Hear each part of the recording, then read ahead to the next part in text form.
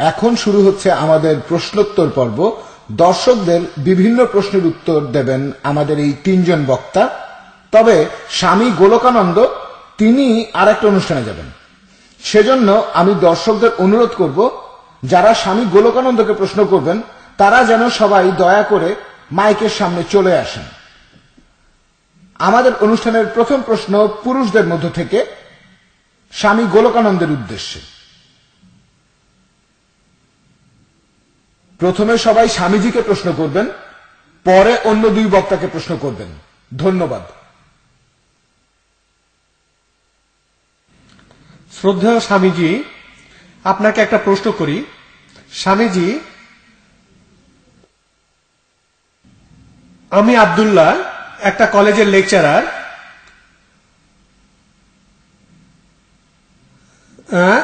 আমি প্রশ্ন করি, প্লিজ। ঠিক আছে, আমার প্রশ্নটা করছি। পুনর্জন্ম, আচ্ছা। যারা বাংলায় বলতে চান তারা বাংলায় বলেন, সবাই তাহলে বুঝতে পারবে, আর অন্যান্য বক্তারাও সেটা বুঝতে পারবেন।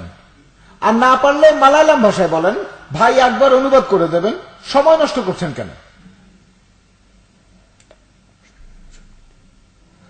আমার প্রশ্ন পুনর্জন্ম নিয়ে। এখন পুনর্জন্ম নাকি মৃত্যুর পরের জীবন, কোনটা? হিন্দু ধর্মে কোনটার কথা বলছে, ব্যাখ্যা করতে পারবেন? হিন্দু ধর্মে আমরা পুনর্জন্ম বিশ্বাস করি, মৃত্যুর পরের জীবন। হিন্দু ধর্ম এটাও মানে। এখন এই পুনর্জন্ম সম্পর্কে আমাদের ধারণাটা হলো, আমরা আমাদের জীবনে অনেক ভালো আর খারাপ কাজ করি। যদি দুইটাই সমান হয়, আপনি তাহলে পরের জীবনে এখনকার মতোই মানুষ হয়ে জন্মাবেন, সমাজে অবস্থানও এখনকার মতোই থাকবে। তবে যদি আপনার ভালো কাজ, মহান কাজ, ভালো চিন্তা, উপকারী চিন্তা ভাবনা আর কাজ এগুলো যদি বেশি হয়, তাহলে আপনি পরের জীবনে উঁচু স্তরে জন্মাবেন, মানুষ হয়ে জন্মাবেন।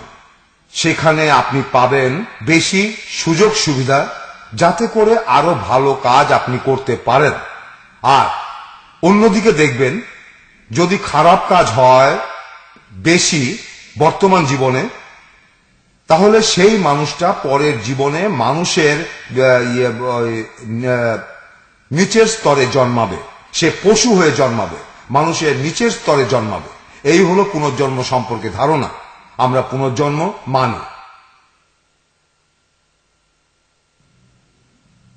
পরের প্রশ্ন মহিলাদের মধ্য থেকে।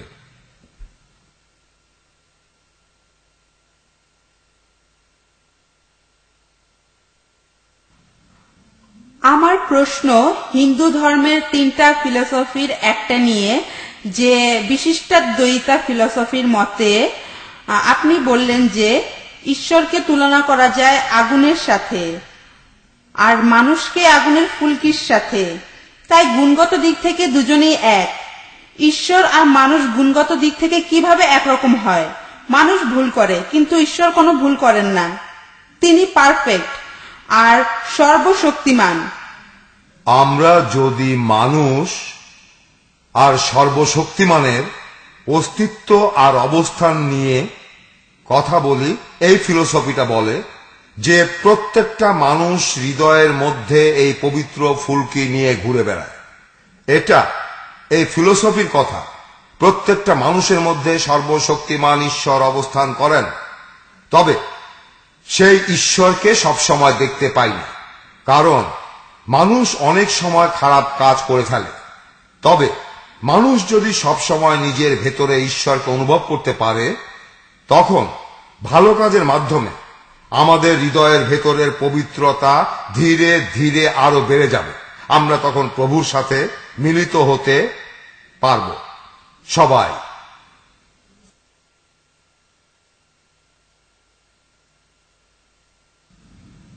এবারে পরের প্রশ্ন। আমার নাম সিএম আব্দুল্লাহ, একজন ব্যবসায়ী। ভবিষ্যৎ পুরাণে আছে একটা শ্লোক, বলছি, ఏదస్మిన్ ఇంద్రే మలేచాచార్యున్న సమన్నత মোহাম্মদ ইদিক্যাদা শিষ্য শাখা সমন্বতা। আপনার কাছে জানতে চাই এটার অর্থ কি। এখানে কার কথা বলা হচ্ছে? আপনাকে আমি খোলাখুলি বলি, আমার আসলে এই পুরাণটা পড়া হয়ে ওঠেনি, সেজন্য এই সম্পর্কে আমি নিজের মতামতটা জানাতে পারছি না।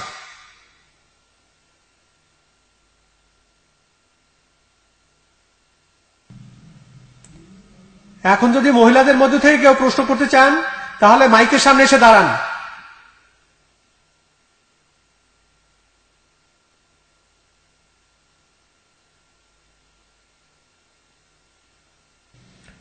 এবারে পরের প্রশ্ন।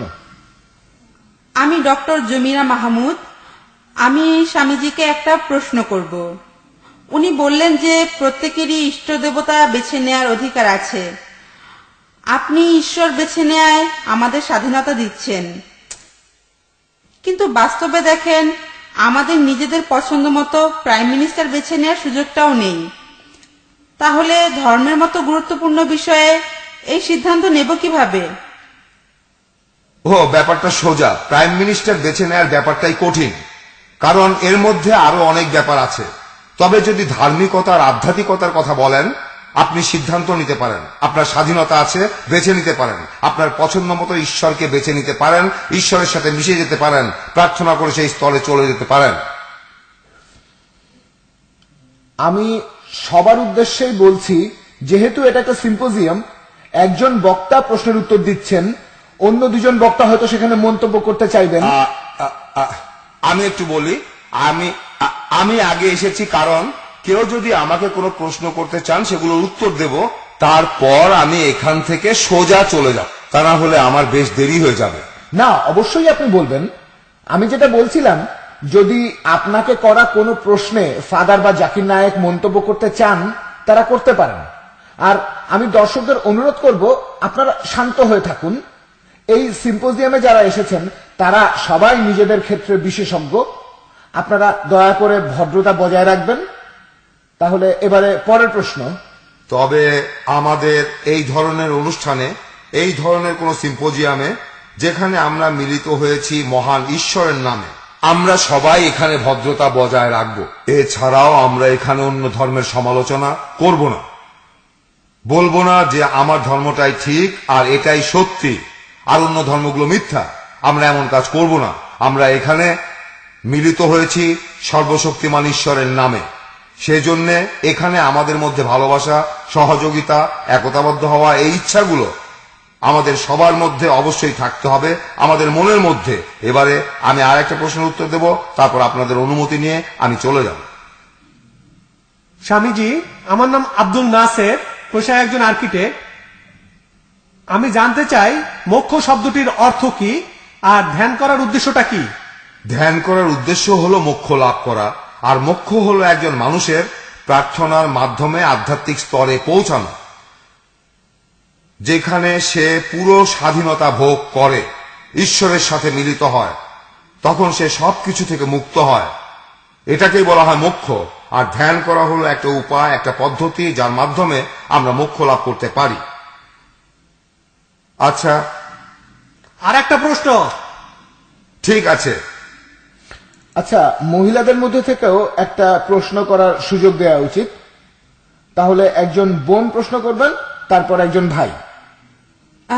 আমার প্রশ্নটা হলো, আপনাদের হিন্দু ধর্মে সৃষ্টির যে ধারণাটা যে ব্রহ্মা হলেন সৃষ্টিকর্তা, তিনি মানুষকেও বর্ণে ভাগ করেছেন, যেমন ব্রাহ্মণ, ক্ষত্রিয়, শূদ্র, বৈশ্য, কায়স্থ, এরা সবাই ব্রহ্মার শরীর থেকে সৃষ্টি হয়েছে। আমি এখানে জানতে চাচ্ছিলাম যে আমি যেটা জেনেছি সেটা কি ঠিক, নাকি ধারণাটা আসলে ভুল? আপনারা মনে হয় আমার কথা ঠিক মতো বুঝতে পারেননি। হিন্দু ধর্মের সৃষ্টির ধারণাটা এক জিনিস, আর আপনি যেটা বললেন সেটা আরেক জিনিস। দুইটা সম্পূর্ণ আলাদা ব্যাপার। হিন্দুদের কথা যদি বলতে হয়, আমরা এমন কোন ধারণাকে মানি না যে পৃথিবী একটা নির্দিষ্ট সময় সৃষ্টি হয়েছে আর এটা একটা নির্দিষ্ট দিনে ধ্বংস হয়ে যাবে। না, এখানে আমরা যেটা বলি, সৃষ্টি হলো প্রকৃতির একটা ধারাবাহিক প্রক্রিয়া, বিবর্তন হয় অনেকটা সাগরের ঢেউয়ের মতো। এটা আগেও ছিল, তারপর একদিন সেটার প্রলয় হবে, তারপর সেটা আবার এসে মিলিত হবে, এটা একটা অনন্ত অনন্ত প্রক্রিয়া। সৃষ্টি, বিবর্তন আর ধ্বংস এগুলো প্রকৃতির অনন্ত প্রক্রিয়া। প্রকৃতি এটা ঠিক করে। এটাই হলো হিন্দু ধর্মের সৃষ্টির ধারণা।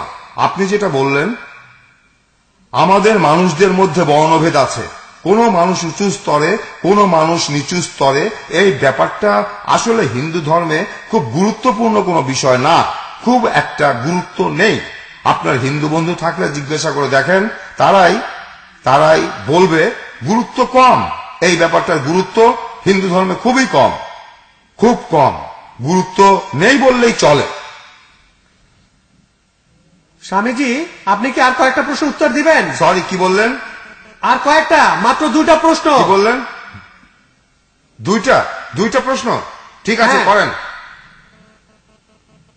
আমার নাম মোহাম্মদ রফিক, আমি মেডিকেল স্টুডেন্ট। আমার প্রশ্নটা হলো, আপনি বললেন বেদ হলো হিন্দু ফিলোসফির প্রধান উৎস। আমার প্রশ্নটা হলো, এটার বেদিক ভিত্তিটা কি? কি বললেন? বেদিক ভিত্তিটা কি? আর দ্বৈতা ফিলোসফি যেটা বলে। বুঝতে পারলাম না। হ্যাঁ, আকবর, আপনি একটু দেখেন আপনাদের বেদের বেদিক ভিত্তিটা কি? আপনি আদ্বৈতা ফিলোসফির কথা বললেন, ফিলোসফির কথা বলতে গিয়ে আপনি বেদের কথা বলেছেন, পুনর্জন্মের কথাও বলেছেন। না, আমি বুঝতে পারছি না। আকবর, আপনি বলেন প্লিজ।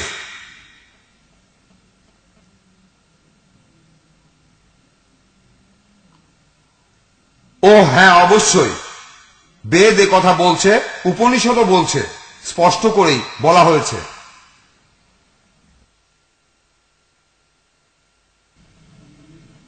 স্বামীজি, হিন্দু ধর্মে বর্ণপ্রথা বলে একটা জিনিস আছে, আমিও এটা জানি।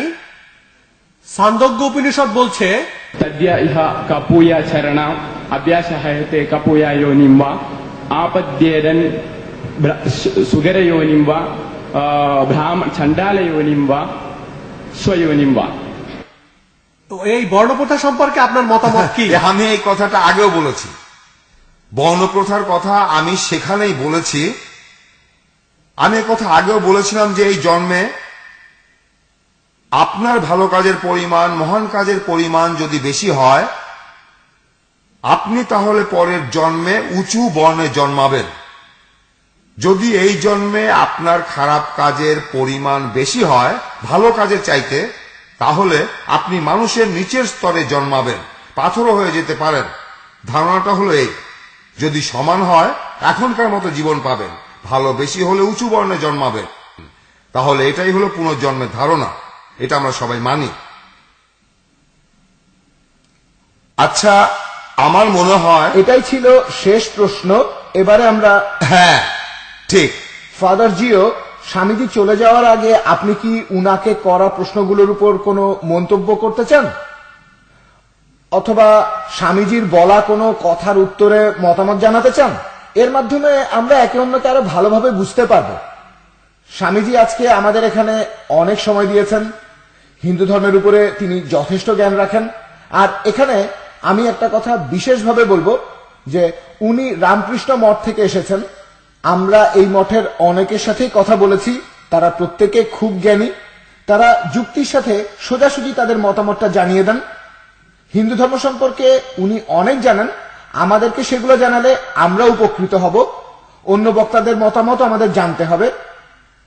এবারে ডক্টর জাকির তার মতামতটা জানাতে চান। স্বামীজিকে অনেক ধন্যবাদ।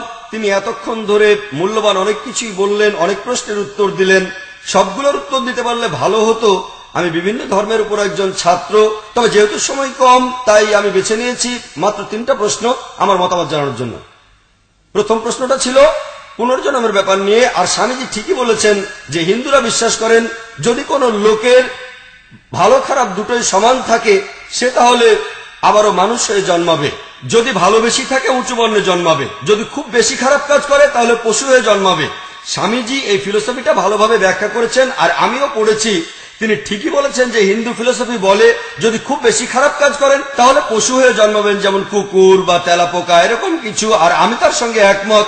আমি এখন একটা জিনিস পরিষ্কার করতে চাই যে বর্তমানে খারাপ জিনিস বাড়ছে, গোটা পৃথিবীতে খারাপ জিনিসটা বাড়ছে। এখন আমি একজন বিজ্ঞান মনস্কর যুক্তিবাদী মানুষ হিসেবে প্রশ্ন করছি, যদি খারাপ জিনিস বাড়ে মানুষের সংখ্যা তাহলে কমা উচিত। কিন্তু পৃথিবীর অবস্থা আমরা জানি, পৃথিবীতে মানুষের সংখ্যা দিন দিন বেড়েই চলেছে। তাহলে কিভাবে এটাকে মেলাবেন? যেহেতু আমি বিভিন্ন ধর্মের একজন ছাত্র, হিন্দুইজম সম্পর্কে জানতে আমার ভালোই লাগবে। আপনি পুনর্জন্মের থিওরিটা এখানে কিভাবে মেলাবেন? যখন খারাপ জিনিস বাড়ছে, পৃথিবীর জনসংখ্যা তাহলে কমা উচিত, কিন্তু বাস্তবে পৃথিবীর জনসংখ্যা দিন দিন বাড়ছে। এটা আমার মতামত। আপনি চাইলে উত্তর দিতে পারেন, নাকি আগে দ্বিতীয় প্রশ্নটা সম্পর্কে বলবো? আমি বলছি এক এক করে। আমি আরেকটা অনুষ্ঠানে যাব, আমার দেরি হয়ে যাচ্ছে। আচ্ছা দাঁড়ান, এটা নামাই। হ্যাঁ হ্যাঁ ঠিক আছে, এবার বল। হ্যাঁ,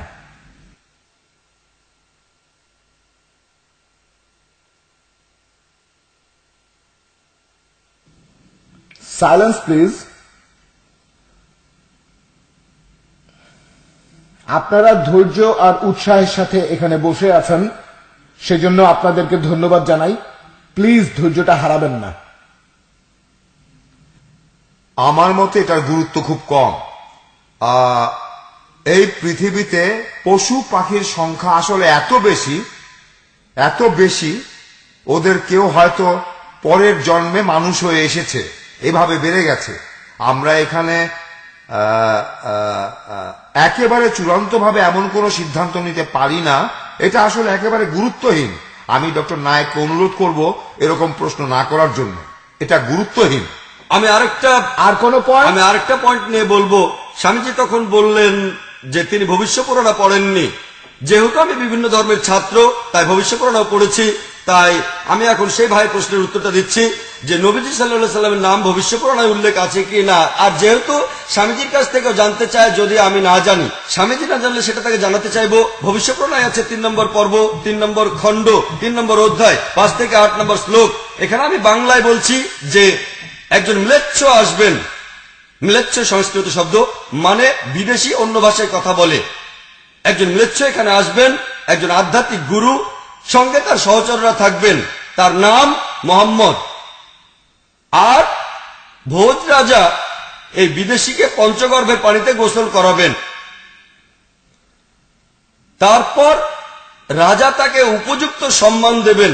তারপর শ্রদ্ধার সাথে তাকে বলবেন, আপনার আনুগত্য স্বীকার করছি হে মানুষ জাতির মুক্তিদাতা। শয়তানকে মারার জন্য আপনি অনেক বড় সেনাবাহিনী গঠন করেছেন। যদি আপনারা এই পুরাণাটি দেখেন, ভবিষ্যপুরাণা হলো একটি পুরাণা। আর স্বামীজি ঠিকই বলেছেন, 18টি পুরাণা আছে যেগুলো লিখেছেন মহর্ষি ব্যাসদেব। মোট 18টি অংশ আছে।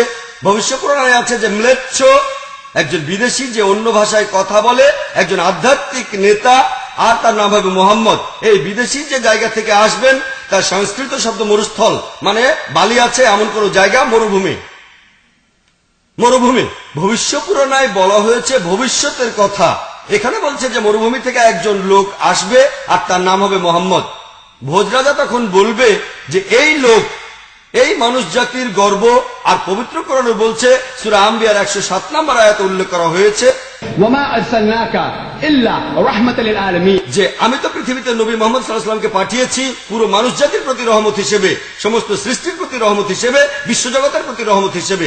এটা প্রথম ভবিষ্যৎবাণী। ভবিষ্যপুরাণায় এমন আরো অনেক ভবিষ্যৎবাণী আছে। আমি এখানে আরেকটা রেফারেন্স দেব যে ভবিষ্যপুরাণা 3 নম্বর পর্ব, 3 নম্বর খণ্ড, 3 নম্বর অধ্যায়, 10 থেকে 27 নম্বর শ্লোকে বলা হয়েছে যে ম্লেচ্ছরা আরবদের দেশ ধ্বংস করেছে। সেখানে আর্য ধর্ম প্রতিষ্ঠিত হয়নি। সেখানে একজন শয়তান, যাকে ঈশ্বর আগে হত্যা করেছিলেন, কিন্তু এখন সে আরো বেশি শক্তিশালী হয়েছে। এই শত্রুরা সঠিক পথে চলে আসবে, আর এই শয়তানকে যে শুধরাবে তার নাম হবে মুহাম্মদ। আরো বলা আছে যে একজন লোক ছদ্মবেশে এসে, দেবদূতের ছদ্মবেশে ভোজরাজাকে বলবে, পিশাচদের রাজ্যে তোমার যাওয়ার কোনো প্রয়োজন নেই, কারণ আমি আমার দয়া দিয়ে তোমাকে বিশুদ্ধ করব। অর্থাৎ মুসলিমরা যখন ইন্ডিয়াতে আসবে তারা বিশুদ্ধ হবে। এরপরে বলা হয়েছে যে আর্য ধর্ম প্রতিষ্ঠিত হবে, যেটা সত্যের ধর্ম, দ্বীনুল হক প্রতিষ্ঠিত হবে। বলা হয়েছে যে আমাকে পাঠিয়েছেন ঈশ্বর পরমাত্মা। আমার অনুসারী যারা হবে তাদের খাতনা দেওয়া থাকবে, তাদের মাথার পেছনে কোনো টিকি থাকবে না, অর্থাৎ সিন্ডি, মুখে দাড়ি থাকবে। তারা একটা বিপ্লব করবে, তারা ইবাদতের জন্য আহ্বান করবে, সেটা হচ্ছে আজান। তারা সব ধরনের হালাল খাবার খাবে, কিন্তু তারা শূকরের মাংস খাবে না। আর পবিত্র কোরআনে মোট 4 জায়গায় বলা হয়েছে। সূরা বাকারার 173 নম্বর আয়াতে উল্লেখ করা হয়েছে, সূরা মাইদা 3 নম্বর আয়াতে বলা হয়েছে, সূরা আনামের 145 নম্বর আয়াতে বলা হয়েছে, এছাড়াও সূরা নাহালের 115 নম্বর আয়াতে বলা হয়েছে। এবং যে পশু জবাইকালে আল্লাহ ছাড়া অন্য কারো নাম নেওয়া হয়েছে, তাহলে কোরআন শূকরের মাংস খাওয়াকে হারাম বলছে, আর ভবিষ্যৎ পুরাণও একই কথা বলছে। ঈশ্বর পরমাত্মার এই অনুসারীরা শূকরের মাংস খাবে না, তারা লতাপাতার মাধ্যমে বিশুদ্ধ হবে না, তারা বিশুদ্ধ হবে যুদ্ধের মাধ্যমে। তারা অধার্মিক লোকদের শুধরে দেবে, এই লোকগুলোকে বলা হবে মুসলমান। এই হলো অল্প কথায় ভবিষ্যৎ পুরাণায় যা কিছু বলা হয়েছে আমাদের নবীজি মুহাম্মদ সাল্লাল্লাহু আলাইহি ওয়াসাল্লাম সম্পর্কে। এই হলো অল্প কথায় ভবিষ্যৎ পুরাণায় যা কিছু বলা হয়েছে আমাদের নবীজি মুহাম্মদ সাল্লাল্লাহু আলাইহি ওয়াসাল্লাম সম্পর্কে। আমি আপনাদেরকে ভবিষ্যৎ পুরাণ সম্পর্কে বললাম। আরেকটা প্রশ্ন করা হয়েছিল, আপনি কি আমাকে আমার মতামতটা জানাতে হ্যাঁ দেবেন? অবশ্যই। আপনি তো বলেছিলেন ভবিষ্যৎ পুরাণ পড়েননি। হ্যাঁ বলেন। যদি এখানে হিন্দুদের কথা বলতে হয়, আমি শুরুতেই বলেছিলাম যে আমাদের হিন্দু ধর্মের সবচেয়ে পবিত্র গ্রন্থ হল বেদ, আর বেদের পরে উপনিষদ, এগুলো হলো সবচেয়ে পবিত্র গ্রন্থ। তারপরে আছে ইতিহাস আর পুরানা। এই ইতিহাস আর পুরানার মাধ্যমে আমরা বেদ আর উপনিষদের বিভিন্ন কথাকে ব্যাখ্যা করে থাকি, যাতে সাধারণ মানুষ এই বেদ আর উপনিষদের কথাগুলো ঠিক মতো বুঝতে পারে। তাহলে উপনিষদ গুরুত্বের দিক থেকে দ্বিতীয়। প্রথমে আছে বেদ, তারপর উপনিষদ। আমি মানি যে উপনিষদ খুব পবিত্র, আর সেজন্য আমি এই পুরাণার কথায় খুব বেশি গুরুত্ব দিই না, কারণ আমি মনে করি সবচেয়ে পবিত্র গ্রন্থ হলো বেদ আর উপনিষদ। এমন না যে এগুলোকে শ্রদ্ধা করি না, আমি শ্রদ্ধা করি। আমি সবগুলো পুরাণাকেই শ্রদ্ধা করি। আমার কাছে সবচেয়ে পবিত্র, সবচেয়ে গুরুত্বপূর্ণ সেটা হলো উপনিষদ আর বেদ। এই হলো আমার মতামত। অনেক ধন্যবাদ স্বামীজি। আমি একমত যে হিন্দু ধর্মের সবচেয়ে পবিত্র গ্রন্থ হলো বেদ, তারপর উপনিষদ, তারপর পুরাণা। আমিও একমত। স্বামীজি পুরাণায় বিশ্বাস না করলে, পুরাণার কথা না মানলে কিছু মনে করব না, তবে ভবিষ্যৎ পুরাণায় এটাই বলা আছে। আমি মানি না এই কথা বলিনি, শ্রদ্ধা করি না এমন কথা বলিনি, আমি শ্রদ্ধা করি। আমি তবে আপনার সঙ্গে একমত। গুরুত্বের দিক থেকে অনেক ধন্যবাদ। ঈশ্বর বেছে নেওয়ার স্বাধীনতা প্রসঙ্গে একটা মন্তব্য করি। কোরআন আমাদেরকে নিজের ধর্ম বেছে নেওয়ার অনুমতি দিয়েছে। কোরআনে কথা বলছে, আমি শুরুতে এই আয়াতটা বলেছিলাম, পবিত্র কোরআনের সূরা বাকারার 256 নম্বর আয়াতে বলা আছে, লা ইকরাহা ফিদ্দীন। দিন সম্পর্কে কোনো জবরদস্তি নেই, সত্যপথ ভ্রান্তপথ থেকে সুস্পষ্ট হয়েছে। যদি আপনি আল্লাহ তাআলার হাত ধরেন, সেই হাতটাই সবচেয়ে শক্তিশালী, যেটা আপনাকে কখনোই ছেড়ে যাবে না। যদি আপনি আল্লাহ তাআলাকে বিশ্বাস করেন আর শয়তানের বিরুদ্ধে যুদ্ধ করেন, 257 নম্বর আয়াত বলছে তিনি তাদের অন্ধকার থেকে আলোতে নিয়ে যান। কিন্তু যদি শয়তানকে বিশ্বাস করেন, কোরআন অনুমতি দিয়েছে আপনি যে কোনো একটা বেছে নিতে পারেন, পছন্দ মতো আপনি আপনার ঈশ্বর বেছে নিতে পারেন। তবে সত্যিকারের ঈশ্বর আল্লাহ সুবহানাহু ওয়া তাআলা, যার সম্পর্কে আমি লেকচারের শুরুতে বলেছিলাম। ওয়াখির দাওয়ানা আলহামদুলিল্লাহি রাব্বিল আলামিন। স্বামীজি, আপনাকে সালাফি রিসার্চ অ্যান্ড লার্নিং সেন্টারের পক্ষ থেকে আন্তরিক ধন্যবাদ জানাচ্ছি। আজকে এখানে উপস্থিত থাকার জন্য আপনাকে অনেক ধন্যবাদ। অনেক ধন্যবাদ এই মূল্যবান লেকচারের জন্য। সবাইকে অনুরোধ করব আপনারা উঠে দাঁড়িয়ে স্বামীজি গোলকানন্দকে বিদায় জানাবেন। উনি এখন চলে যাচ্ছেন।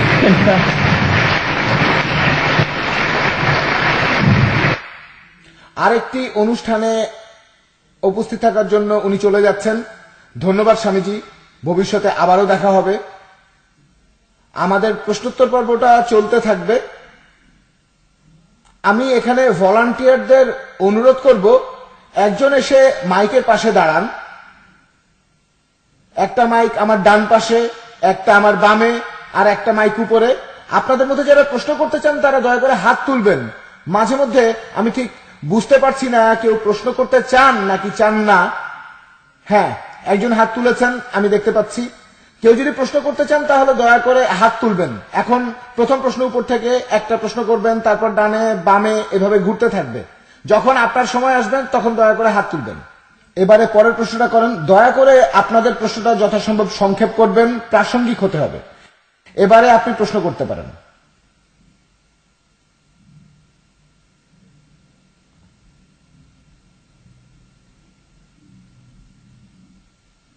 এবারের প্রশ্ন মহিলাদের মধ্য থেকে।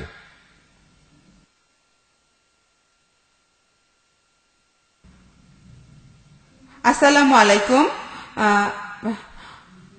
আমার এই প্রশ্নটা ফাদার জিওর উদ্দেশ্যে। ফাদার, আপনি বললেন যীশু খ্রিস্ট ঈশ্বর, আর ডক্টর নায়ক বললেন এই কথাটা বাইবেলের কোথাও লেখা নেই। তাহলে আপনি আপনার কথাটা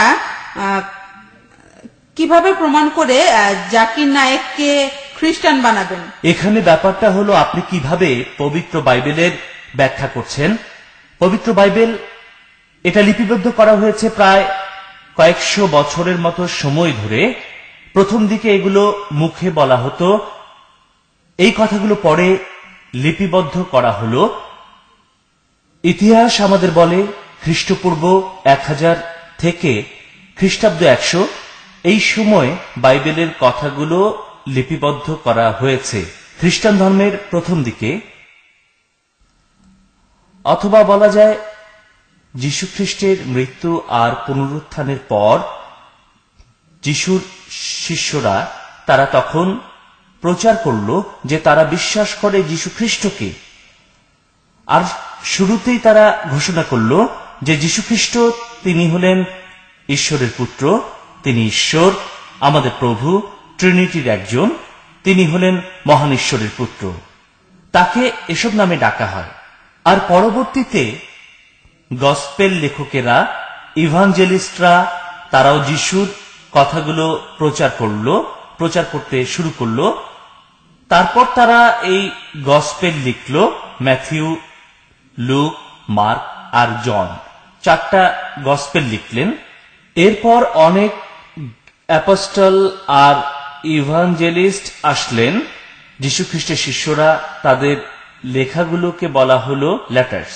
এভাবে আলাদা কিছু খ্রিস্টান কমিউনিটি বা গোত্র তৈরি হলো।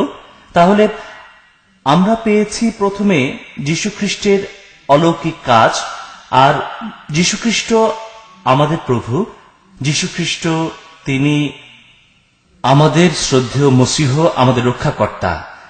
তারপর পেয়েছি এই লেখাগুলো যেখানে যিশুর কথাগুলো আছে, যীশু খ্রিস্টের কথাগুলোই এখানে লেখা হয়েছে। যেমন ধরুন আমরা বলতে পারি gospel of John. Book of John হলো শেষ গসপেলটা, যেটা লেখা হয়েছে খ্রিস্টাব্দ 100 থেকে 150 মধ্যে। বুক অব জনে এটা আরো গভীরভাবে বলা হয়েছে। এটা থেকে আমরা প্রমাণ করতে পারি যে যিশু নিজেকে ঈশ্বর দাবি করেছেন, আর এর পাশাপাশি তিনি মানুষও ছিলেন। গসপেলের এই লেখাগুলোতে দেখবেন যেখানে বলা হয়েছে আমি হলাম জীবন আর পুনরুত্থান, আমি এই পৃথিবীর আলো, এভাবে তিনি 7 বার বলেছেন আমি হলাম। বাইবেলে আছে, ওল্ড টেস্টামেন্টে আর নিউ টেস্টামেন্টেও বলেছে তিনি ঈশ্বর। যখন মুসা আল্লাহর নাম জিজ্ঞাসা করলেন, ঈশ্বরের নাম, ঈশ্বর বললেন ইয়াহওয়ে, মানে আমি ঈশ্বর, আমি হলাম, আমি ঈশ্বর। তারপর গসপেল অব জনে যিশু বলেছে যে আমি হলাম, অর্থাৎ ঈশ্বর, তিনি হলেন জীবন, তিনি জীবনের পথ, আমি হলাম দরজা, আমি হলাম পুনরুত্থান, আমি হলাম পথ, আমি হলাম সত্য, আমি হলাম আলো। তাহলে যীশু খ্রিস্টের কথা থেকে আমরা দেখতে পাই যে তিনি নিজেকে ঈশ্বর বলে দাবি করেছেন। যীশু খ্রিস্ট অলৌকিক যে কাজগুলো করেছিলেন সেগুলো প্রমাণ করে যে তিনি ঈশ্বর, আর ঈশ্বর হয়ে তিনি যে অলৌকিক কাজ করেছেন আমরা সেগুলোর কথা পড়ি গসপেলগুলোতে। এছাড়াও ইসরায়েলের লোকজনও মসিহকে শ্রদ্ধা করত। তাহলে যদি ওল্ড টেস্টামেন্ট ভালো করে পড়েন, যেমন তাওরাত, আপনারা সেখানে দেখতে পাবেন যে ইসরায়েলের লোকজন মসিহকে শ্রদ্ধা করত, আর সব মসিহই হবেন রক্ষাকর্তা, যাকে পাঠাবেন মহান ঈশ্বর। এছাড়াও গসপেলগুলোতে দেখবেন, যেমন ধরুন গসপেল অব জনে অধ্যায় 3:16, ঈশ্বর জগৎকে এমন প্রেম করলেন যে তার নিজের এক পুত্রকে তিনি দান করলেন মানুষের উদ্দেশ্যে। তাহলে যিশুর কথাগুলো প্রমাণ করছে প্রথম দিককার খ্রিস্টানদের বিভিন্ন কথা আর বিশ্বাস, সেগুলো প্রমাণ করছে যে যীশুখ্রিস্ট হলেন মহান ঈশ্বর। আর এটাই মানে যে যীশুখ্রিস্ট হলেন ঈশ্বরের পুত্র, তিনি ঈশ্বর। এছাড়াও তিনি হলেন একজন মানুষ। তাহলে তিনি একজন ঈশ্বর, আবার পাশাপাশি একজন মানুষও। এই হলো আপনার করা প্রশ্নটার উত্তর। এবারে পরের প্রশ্ন পুরুষদের মধ্য থেকে। মাননীয় সভাপতি, আমি ফাদারের উত্তরে আমার মতামতটা জানাতে চাই। উনার কথা মানলে আমাকে খ্রিস্টান হয়ে যেতে হবে। ফাদার পবিত্র বাইবেল থেকে দুটো উদ্ধৃতি দিলেন, গসপেল অফ জন। আর ফাদার ঠিকই বলেছেন যে যীশুখ্রিস্ট অনেক জায়গায় বলেছেন আমি হলাম। উনি রেফারেন্সটা বলেননি, রেফারেন্সটা আমি আপনাদের বলছি। গসপেল অফ জন 14 নম্বর অধ্যায়ের 6 অনুচ্ছেদে আছে, আমি হলাম আলো এবং সত্যের পথ, কোন মানুষ আমাকে ছাড়া আমার পিতার কাছে যেতে পারবে না। ফাদার এই অনুচ্ছেদের কথা বলেছিলেন। এছাড়াও কিছু উদ্ধৃতি দিয়েছেন। আমি এখানে আরেকটা কথা বলবো যে যীশুখ্রিস্ট বলেছেন আমি এবং আমার পিতা এক, জন, গসপেল অব জন 17 অধ্যায় 20 অনুচ্ছেদ। এটা 17 অধ্যায় 20 অনুচ্ছেদে না, এটা 10 অধ্যায় 30 অনুচ্ছেদে আছে। আপনি দেখেন এখানে বাইবেল আছে আমি এবং আমার পিতা এক, এটা জনের 17 অধ্যায়ে নেই, এটা জনের 10 নম্বর অধ্যায় 30 অনুচ্ছেদে আছে। আপনি চেক করে দেখতে পারেন। আপনি কি শিওর? হ্যাঁ, আপনি খুলে দেখেন, আমি শিওর। চেক করেন। আমি আমার মতামতটা জানাবো। ফাদার বললেন এটা জনের 17 অধ্যায় 20 অনুচ্ছেদে আছে।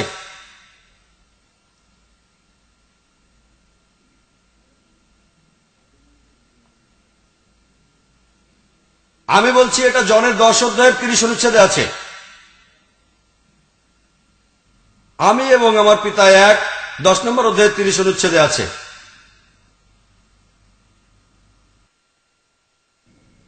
আমি পড়ছি 17 অধ্যায়ের অনুচ্ছেদ 20 আর 21। আমি কেবল এদের জন্য নিবেদন করছি না, তাদের জন্য করছি যারা তাদের বাক্য দ্বারা আমাকে বিশ্বাস করে, যেন তারা সকলে এক হয়, যেমন আমার পিতা আমার ভেতরে এবং আমি তার ভেতরে, তেমনি তারাও যেন আমাদের মধ্যে থাকে, যেন জগৎ বিশ্বাস করে যে তুমি আমাকে প্রেরণ করেছ মানুষের জন্য। ফাদার, আপনি বললেন আমি এবং আমার পিতা এক। এখন 10 নম্বর অধ্যায় 30 অনুচ্ছেদটা বের করে পড়ুন প্লিজ। কি বললেন? 10 নম্বর অধ্যায় 30 অনুচ্ছেদ। আপনি বলেছিলেন যীশুখ্রিস্ট বলেছেন আমি এবং আমার পিতা এক। এই কথাটা আপনি হুবহু পাবেন গসপেল অফ জন 10 নম্বর অধ্যায় 30 অনুচ্ছেদ। ওটাকে আমাদের সবাইকে একটু পড়ে শোনাবেন প্লিজ, পড়ে শোনান।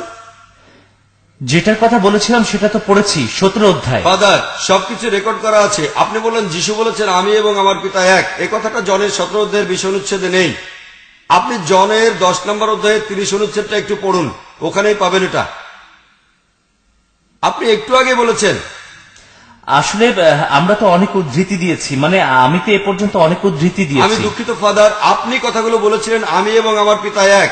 আপনি জনের 10 নম্বর অধ্যায় 30 অনুচ্ছেদটা একটু পড়ে শোনান। কত অধ্যায়? তাহলে দর্শকরা বুঝতে পারবেন ব্যাপারটা। 10 নম্বর অধ্যায় 30 অনুচ্ছেদ। জন 10 অধ্যায় অনুচ্ছেদ কত? 30। আমি এবং আমার পিতা এক। হ্যাঁ, আপনি ঠিক এই কথাটাই বলেছিলেন, ওখানে সব রেকর্ড করা আছে। আপনি বলেছিলেন যে যীশুখ্রিস্ট বলেছেন আমি এবং আমার পিতা এক। আপনি তখন বললেন 17 নম্বর অধ্যায়ে, এটা কিন্তু পেলেন জনের 10 নম্বর অধ্যায় 30 অনুচ্ছেদে। আমি সবার বোঝার জন্য সবগুলোই বলছি। আর ফাদার বললেন যে এক একজন এক এক ভাবে ব্যাখ্যা করে, আমি সেই ব্যাখ্যাটাই দেব যেটা যুক্তিসঙ্গত।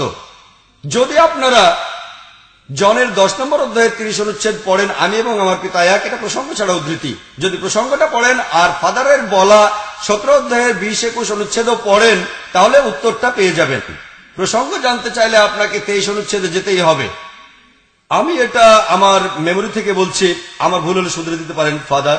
গসপেল অফ জন 10 নম্বর অধ্যায় 23 নম্বর অনুচ্ছেদ বলছে যে যীশুখ্রিস্ট সলোমনের মন্দিরে প্রবেশ করলেন। 24 নম্বর অনুচ্ছেদ বলছে ইহুদিরা তাকে ঘিরে ধরলো, তাকে প্রশ্ন করলো আপনি যদি খ্রিস্ট হন আমাদের স্পষ্ট করে বলেন। 25 নম্বর অনুচ্ছেদ বলছে, সেখানে বলা আছে আমি তোমাদের বলেছি কিন্তু তোমরা বিশ্বাস করোনি, কারণ তোমরা আমার অনুসারী নও। পিতার নামে আমি যেসব কাজ করেছি সেগুলোই সাক্ষ্য দিচ্ছে। 27 নম্বর অনুচ্ছেদ বলছে আমার লোকেরা আমাকে অনুসরণ করে কারণ তারা আমার কথা শোনে। পরের অনুচ্ছেদ, আমি তাদের অনন্ত জীবন দেই, কেউ আমার হাত থেকে তাদের কেড়ে নিতে পারবে না। 29 অনুচ্ছেদ, আমার পিতা যিনি তাদেরকে আমার কাছে দিয়েছেন, কেউ তাদেরকে আমার হাত থেকে কেড়ে নিতে পারবে না। আমার পিতা সবার চাইতে মহান। ঠিক 30 নম্বর অনুচ্ছেদ বলছে, আমি এবং আমার পিতা এক। তাহলে যদি প্রসঙ্গটা পড়েন, আগের অনুচ্ছেদগুলো বলছে যে কেউ যীশু খ্রিস্টের অনুসারীদেরকে তার হাত থেকে কেড়ে নিতে পারবে না, কেউ পিতার হাত থেকেও তাদের কেড়ে নিতে পারবে না। তার মানে ঈশ্বরের হাত, মহান ঈশ্বর। প্রসঙ্গটা পড়লে বুঝতে পারবেন উদ্দেশ্যের দিক থেকে যীশু খ্রিস্ট আর মহান ঈশ্বর দুজনেই এক। ধরেন আমি বললাম আমার বাবা একজন ডাক্তার, তিনি আসলে ডাক্তার, আমিও ডাক্তার। পেশার দিক থেকে আমি এবং আমার বাবা এক। তার মানে এই না যে দুজন এক মানুষ। যদি ধরেন যে দুটোই এক, তাহলে আপনার বলা অনুচ্ছেদে যাব। জন 17 অধ্যায়ের 21, 22, 23 অনুচ্ছেদে বলছে, যদি বলেন আমরা এক বলে যিশু নিজেকে ঈশ্বর দাবি করেছেন, যদি এটা বলেন তাহলে এই কথাটাও মানবেন। জনের 17 অধ্যায়ের 21 থেকে 23 অনুচ্ছেদ অনুযায়ী যীশু খ্রিস্ট বলেছে আমি আমার পিতার মাঝে, আমার পিতা আমার মাঝে। তার শিষ্যদের বলেছেন আমি তোমাদের মাঝে। তাহলে যদি আপনি বলেন এক হওয়া মানে মহান ঈশ্বর যীশু খ্রিস্টের বেলায় যেটা খাটে, তাহলে জনের 17 অধ্যায়ের 21 থেকে 23 অনুচ্ছেদ অনুযায়ী আপনাকে মানতে হবে যিশুর শিষ্যরাও ঈশ্বর ছিলেন। তাহলে কি 12 জন শিষ্য এবং যীশু খ্রিস্ট আর মহান ঈশ্বর এমন 14 জন ঈশ্বর? তাই যদি বলেন আমরা এক বলে যিশু নিজেকে ঈশ্বর দাবি করেছেন, যিশু বলেছেন আমি আমার পিতার মাঝে, পিতা আমার মাঝে, আমি তোমাদের মাঝে, এই অনুচ্ছেদটাই তখন বললেন। জন 17 অধ্যায়ের 21 থেকে 23 অনুচ্ছেদ বলা হয়েছে যীশু খ্রিস্ট তার শিষ্যদের মাঝে আছেন। তার মানে কি যীশু খ্রিস্ট মহান ঈশ্বর শিষ্যদের ভেতরে। তাহলে কি শিষ্যরাও ঈশ্বর? না, এর মানে উদ্দেশ্যটা এক। এখানে তাদের উদ্দেশ্যটা এক। তার মানে যীশু খ্রিস্ট যে ঈশ্বরের বাণী প্রচার করছেন, তার শিষ্যরাও সেই বাণীগুলোই প্রচার করছেন। এরপর আপনারা দেখবেন জন 10 অধ্যায়ের 31 অনুচ্ছেদে বলা হয়েছে ইহুদিরা তখন পাথর তুলল যিশুকে মারার জন্য। একটু শোনেন ফাদার, 32 অনুচ্ছেদ বলছে যে আমার কোন ভালো কাজের জন্য আমাকে পাথর মারবে? ইহুদিরা তাকে বলল ভালো কাজের জন্য তোমাকে পাথর মারবো না, তোমাকে পাথর মারবো কারণ তুমি নিজে মানুষ হয়ে ঈশ্বর বলছো যে তুমি ঈশ্বর। তখন যীশু খ্রিস্ট 34 ও 35 অনুচ্ছেদ বলছে যে তোমাদের আইনই তো লেখা আছে ধর্মগ্রন্থে যে তোমরা ঈশ্বর। যদি তোমরা কোন মানুষকে ঈশ্বর বলো যার কাছে ঈশ্বরের বাণী এসেছে, তাহলে আইন ভাঙা হয়নি। আর যদি আপনারা পড়েন সামস 82তম সাম 6 নম্বর অনুচ্ছেদ বলছে যে তোমরা ঈশ্বর, যারা ঈশ্বরের ইচ্ছায় পরিচালিত হয় তাদের ঈশ্বর বলা হয়। আইন তাহলে ভাঙা হয়নি। তাহলে যীশু খ্রিস্ট বলেছেন যদি কাউকে ঈশ্বর বলেন যার কাছে ঈশ্বরের বাণী এসেছে, তাহলে আইনটাকে ভাঙা হয়নি। যীশু নিজেকে ঈশ্বর বলেননি। প্রসঙ্গটা পড়েন, আপনি একটা উদ্ধৃতি দিলেন যে যীশু খ্রিস্ট বলেছেন তিনি ঈশ্বরের পুত্র। আপনি রেফারেন্সটা বলেন না, আমি বলছি। গসপেল অফ জন 3 নম্বর অধ্যায় 16 নম্বর অনুচ্ছেদ বলছে ঈশ্বর জগৎকে এমন প্রেম দিলেন যে নিজের ঔরসজাত পুত্রকে দান করলেন, যে মানুষ তাকে বিশ্বাস করবে সে বিনষ্ট হবে না, বরং অনন্ত জীবন পাবে। এখন ফাদার বললেন যে বাইবেল বলছে যে যীশু খ্রিস্ট ঈশ্বরের পুত্র। এছাড়াও তো বাইবেল বলছে যে আদম ঈশ্বরের পুত্র, ইব্রাহিম ঈশ্বরের পুত্র, দাউদ মহান ঈশ্বরের পুত্র। বাইবেলে এরকম অনেক ঈশ্বরের পুত্র আছে। যে মহান ঈশ্বরের ইচ্ছা দ্বারা পরিচালিত হয় সেই ঈশ্বরের পুত্র। বাইবেল সে কথা বলছে। যদি ভালো মানুষ হন, যদি সর্বশক্তিমান ঈশ্বরের আদেশ আর নিষেধগুলো মেনে চলেন, তাহলে আপনি ঈশ্বরের পুত্র, আমরা ঈশ্বরের সন্তান। তবে খ্রিস্টানরা এখানে বলেন না যিশু শুধু ঈশ্বরের পুত্র না, তিনি ঈশ্বরের ঔরসজাত পুত্র। তারা এখানে জন 3 নম্বর অধ্যায় 16 অনুচ্ছেদটা বলছে। আর ফাদারও বললেন ঈশ্বর জগৎকে এত প্রেম দিলেন যে নিজের ঔরসজাত পুত্রকে দান করলেন, তাকে বিশ্বাসে বিনষ্ট হবে না, অনন্ত জীবন পাবে। আমি যে বাইবেলের উদ্ধৃতিটা দিলাম সেটা কিং জেমস ভার্সন, আর ক্যাথলিকদের জন্য একটা ভার্সন আছে। এবং ফাদার ঠিকই বলেছেন যে ক্যাথলিকরা বিশ্বাস করে 73টা বই, আর প্রোটেস্ট্যান্টরা ওল্ড টেস্টামেন্ট থেকে 7টা বই বাদ দিয়েছে, বলে ওগুলো অ্যাপোক্রিফাল। এখানে বেশিরভাগ লোকই অ্যাপোক্রিফাল শব্দটির অর্থ জানে না, এর মানে সন্দেহজনক। অ্যাপোক্রিফাল, তারা ওল্ড টেস্টামেন্ট থেকে 7টা বই সন্দেহজনক মনে করে বাদ দিয়েছে। বাইবেলের কিং জেমস ভার্সন আর অন্যান্য ভার্সনগুলো, এগুলো বেশিরভাগই লেখা হয়েছে যীশু খ্রিস্টের সেই তথাকথিত ক্রুসিফিকশনের পরে 300 থেকে 500 বছরের মধ্যে রিভাইজড স্ট্যান্ডার্ড ভার্সন অনুযায়ী। এই ভার্সনটা যীশু খ্রিস্টের সেই তথাকথিত ক্রুসিফিকশনের 200 বছর পরে প্রথমবার কাগজে লিপিবদ্ধ করা হয়েছিল। সময়টা কাছাকাছি হলে এই তথ্যগুলো আরো বেশি অবিকৃত থাকতো। যেগুলো রিভাইজ করেছেন 32 জন উচ্চপদস্থ ধর্মীয় ব্যক্তি যাদের সমর্থন করেছে 50টি খ্রিস্টান ধর্মীয় প্রতিষ্ঠান। এটা রিভাইজড স্ট্যান্ডার্ড ভার্সন। রিভাইজ করেছেন 32 জন উচ্চপদস্থ ধর্মীয় ব্যক্তি, সমর্থন করেছে 50টা ধর্মীয় প্রতিষ্ঠান। এখানে দেখেন গসপেল অফ জন 3য় অধ্যায় 16 অনুচ্ছেদে ঔরসজাত শব্দটা সেখানে নেই, কারণ তাদের মনে হয়েছে এটা বানানো হয়েছে, আসলে ওখানে ছিল না। এটা কে বলেছে? কোনো মুসলিম না, 32 জন উচ্চপদস্থ খ্রিস্টান ধর্মীয় ব্যক্তি সমর্থন করেছে 50টা খ্রিস্টান ধর্মীয় প্রতিষ্ঠান। এমনকি ক্যাথলিকদের ভার্সনটাতেও দেখবেন ঔরসজাত শব্দটা সেখানে নেই। কেন? এটা জোর করে ঢুকানো হয়েছে, পরে কেউ বানিয়েছে। আর পবিত্র কোরআন বলছে তারা বলে আল্লাহ সন্তান গ্রহণ করেছেন। এভাবে তারা এক বিভৎস বিষয়ের অবতারণা করেছে। وقالوا اتخذوا الرحمن ولدا لقد جئتم شيئا إدا تكاد السماوات يتفطرن منه যেন আকাশমণ্ডল একেবারে বিদীর্ণ হয়ে যাবে وتنشق الأرض এবং পৃথিবী খণ্ড বিখণ্ড হয়ে যাবে, وتخر الجبال هدا পাহাড় পর্বত চূর্ণ বিচূর্ণ হয়ে মাটিতে পড়ে যাবে। যদি কেউ বলে যে আল্লাহ সন্তান গ্রহণ করেছেন, সেটা আল্লাহর বিরুদ্ধে সবচেয়ে বড় নিন্দা। যেন আকাশ ফেটে চৌচির হয়ে যাবে, পৃথিবী একদম টুকরো টুকরো হয়ে যাবে, আর পাহাড় পর্বত ভেঙে মাটিতে পড়ে যাবে। হয়তো এই 32 জন উচ্চপদস্থ খ্রিস্টান তারা কোরআনের আয়াতটা পড়েছিলেন, সূরা মারিয়াম 88 থেকে 92 নম্বর আয়াত পর্যন্ত। তারা বাইবেল থেকে ঔরসজাত শব্দটা বাদ দিয়েছেন। এই যে রিভাইজড স্ট্যান্ডার্ড ভার্সন থেকে, এই যে ভার্সনটা আপনি চাইলে দেখতে পারেন ফাদার, তাহলে পবিত্র বাইবেলে এমন একটা কথা খুঁজে পাবেন না যেখানে যীশু খ্রিস্ট নিজের মুখে বলেছেন আমি ঈশ্বর, আমার উপাসনা করো। গসপেল অফ জনের অধ্যায় 1 অনুচ্ছেদ 18 বলছে, মহান ঈশ্বরকে কেউ কখনো দেখেনি, একমাত্র অরুষজাত পুত্র যিনি পিতার কোলে থাকেন তিনি তাকে প্রকাশ করেছেন। এখানে যীশুখ্রিস্টকে সবার আগে বিশ্বাস করতে হবে, তাহলে মানবেন যীশুখ্রিস্ট হচ্ছেন ঈশ্বর। বিশ্বাসীরা কিন্তু এটা মানে, এই বিশ্বাসীরা তারা মানে যীশুখ্রিস্ট হচ্ছেন তিনি ঈশ্বরের পুত্র। এরপর গসপেল অফ জন অধ্যায় 1 অনুচ্ছেদ 1 বলছে, এখানে বলা হচ্ছে একদম শুরুর কথা, আদিতে বাক্য ছিলেন এবং বাক্য ছিলেন ঈশ্বরের সাথে এবং বাক্য ছিলেন ঈশ্বর, তিনি আদিতে ঈশ্বরের সাথে ছিলেন, সবকিছুই তার দ্বারা হয়েছিল, সবকিছু বাক্য দিয়ে এখানে যীশু খ্রিস্টকে বোঝানো হয়েছে। যীশু খ্রিস্টের এরকম অনেক টাইটেল রয়েছে, শুধুমাত্র ঈশ্বরের পুত্র নয় বা শ্রদ্ধেয় মসিহ নয়, অথবা ধরুন শুধু পৃথিবীর আলো নয়, যীশু খ্রিস্টের অনেকগুলো টাইটেল রয়েছে। তাহলে আমি আবার আমার ধর্ম বিশ্বাসটাতে ফিরে যাচ্ছি। এটা হলো বিশ্বাস, যেটা আমরা মেনে চলি, আমরা যেটা বিশ্বাস করি সেটার কথাই বলি। আবার এটা শুরু হয়েছে প্রথম দিককার খ্রিস্টানদের থেকেই, পরবর্তীতে বংশ পরম্পরায় চলে এসেছে। আর পবিত্র বাইবেল যারা রক্ষণাবেক্ষণ করে তারাও কিন্তু খ্রিস্ট ধর্মে বিশ্বাসী।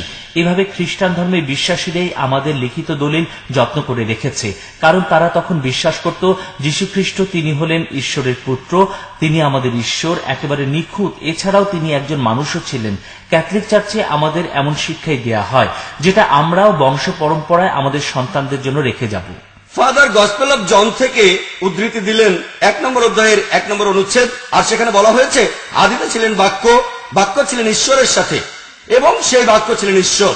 এভাবে বোঝানো হচ্ছে বাক্যটা হলেন যীশু খ্রিস্ট আর তিনি মহান ঈশ্বর। আর ফাদারের এই কথাটার সঙ্গে আমি একমত যে ধর্মগুলো সঠিকভাবে ব্যাখ্যা করতে হবে।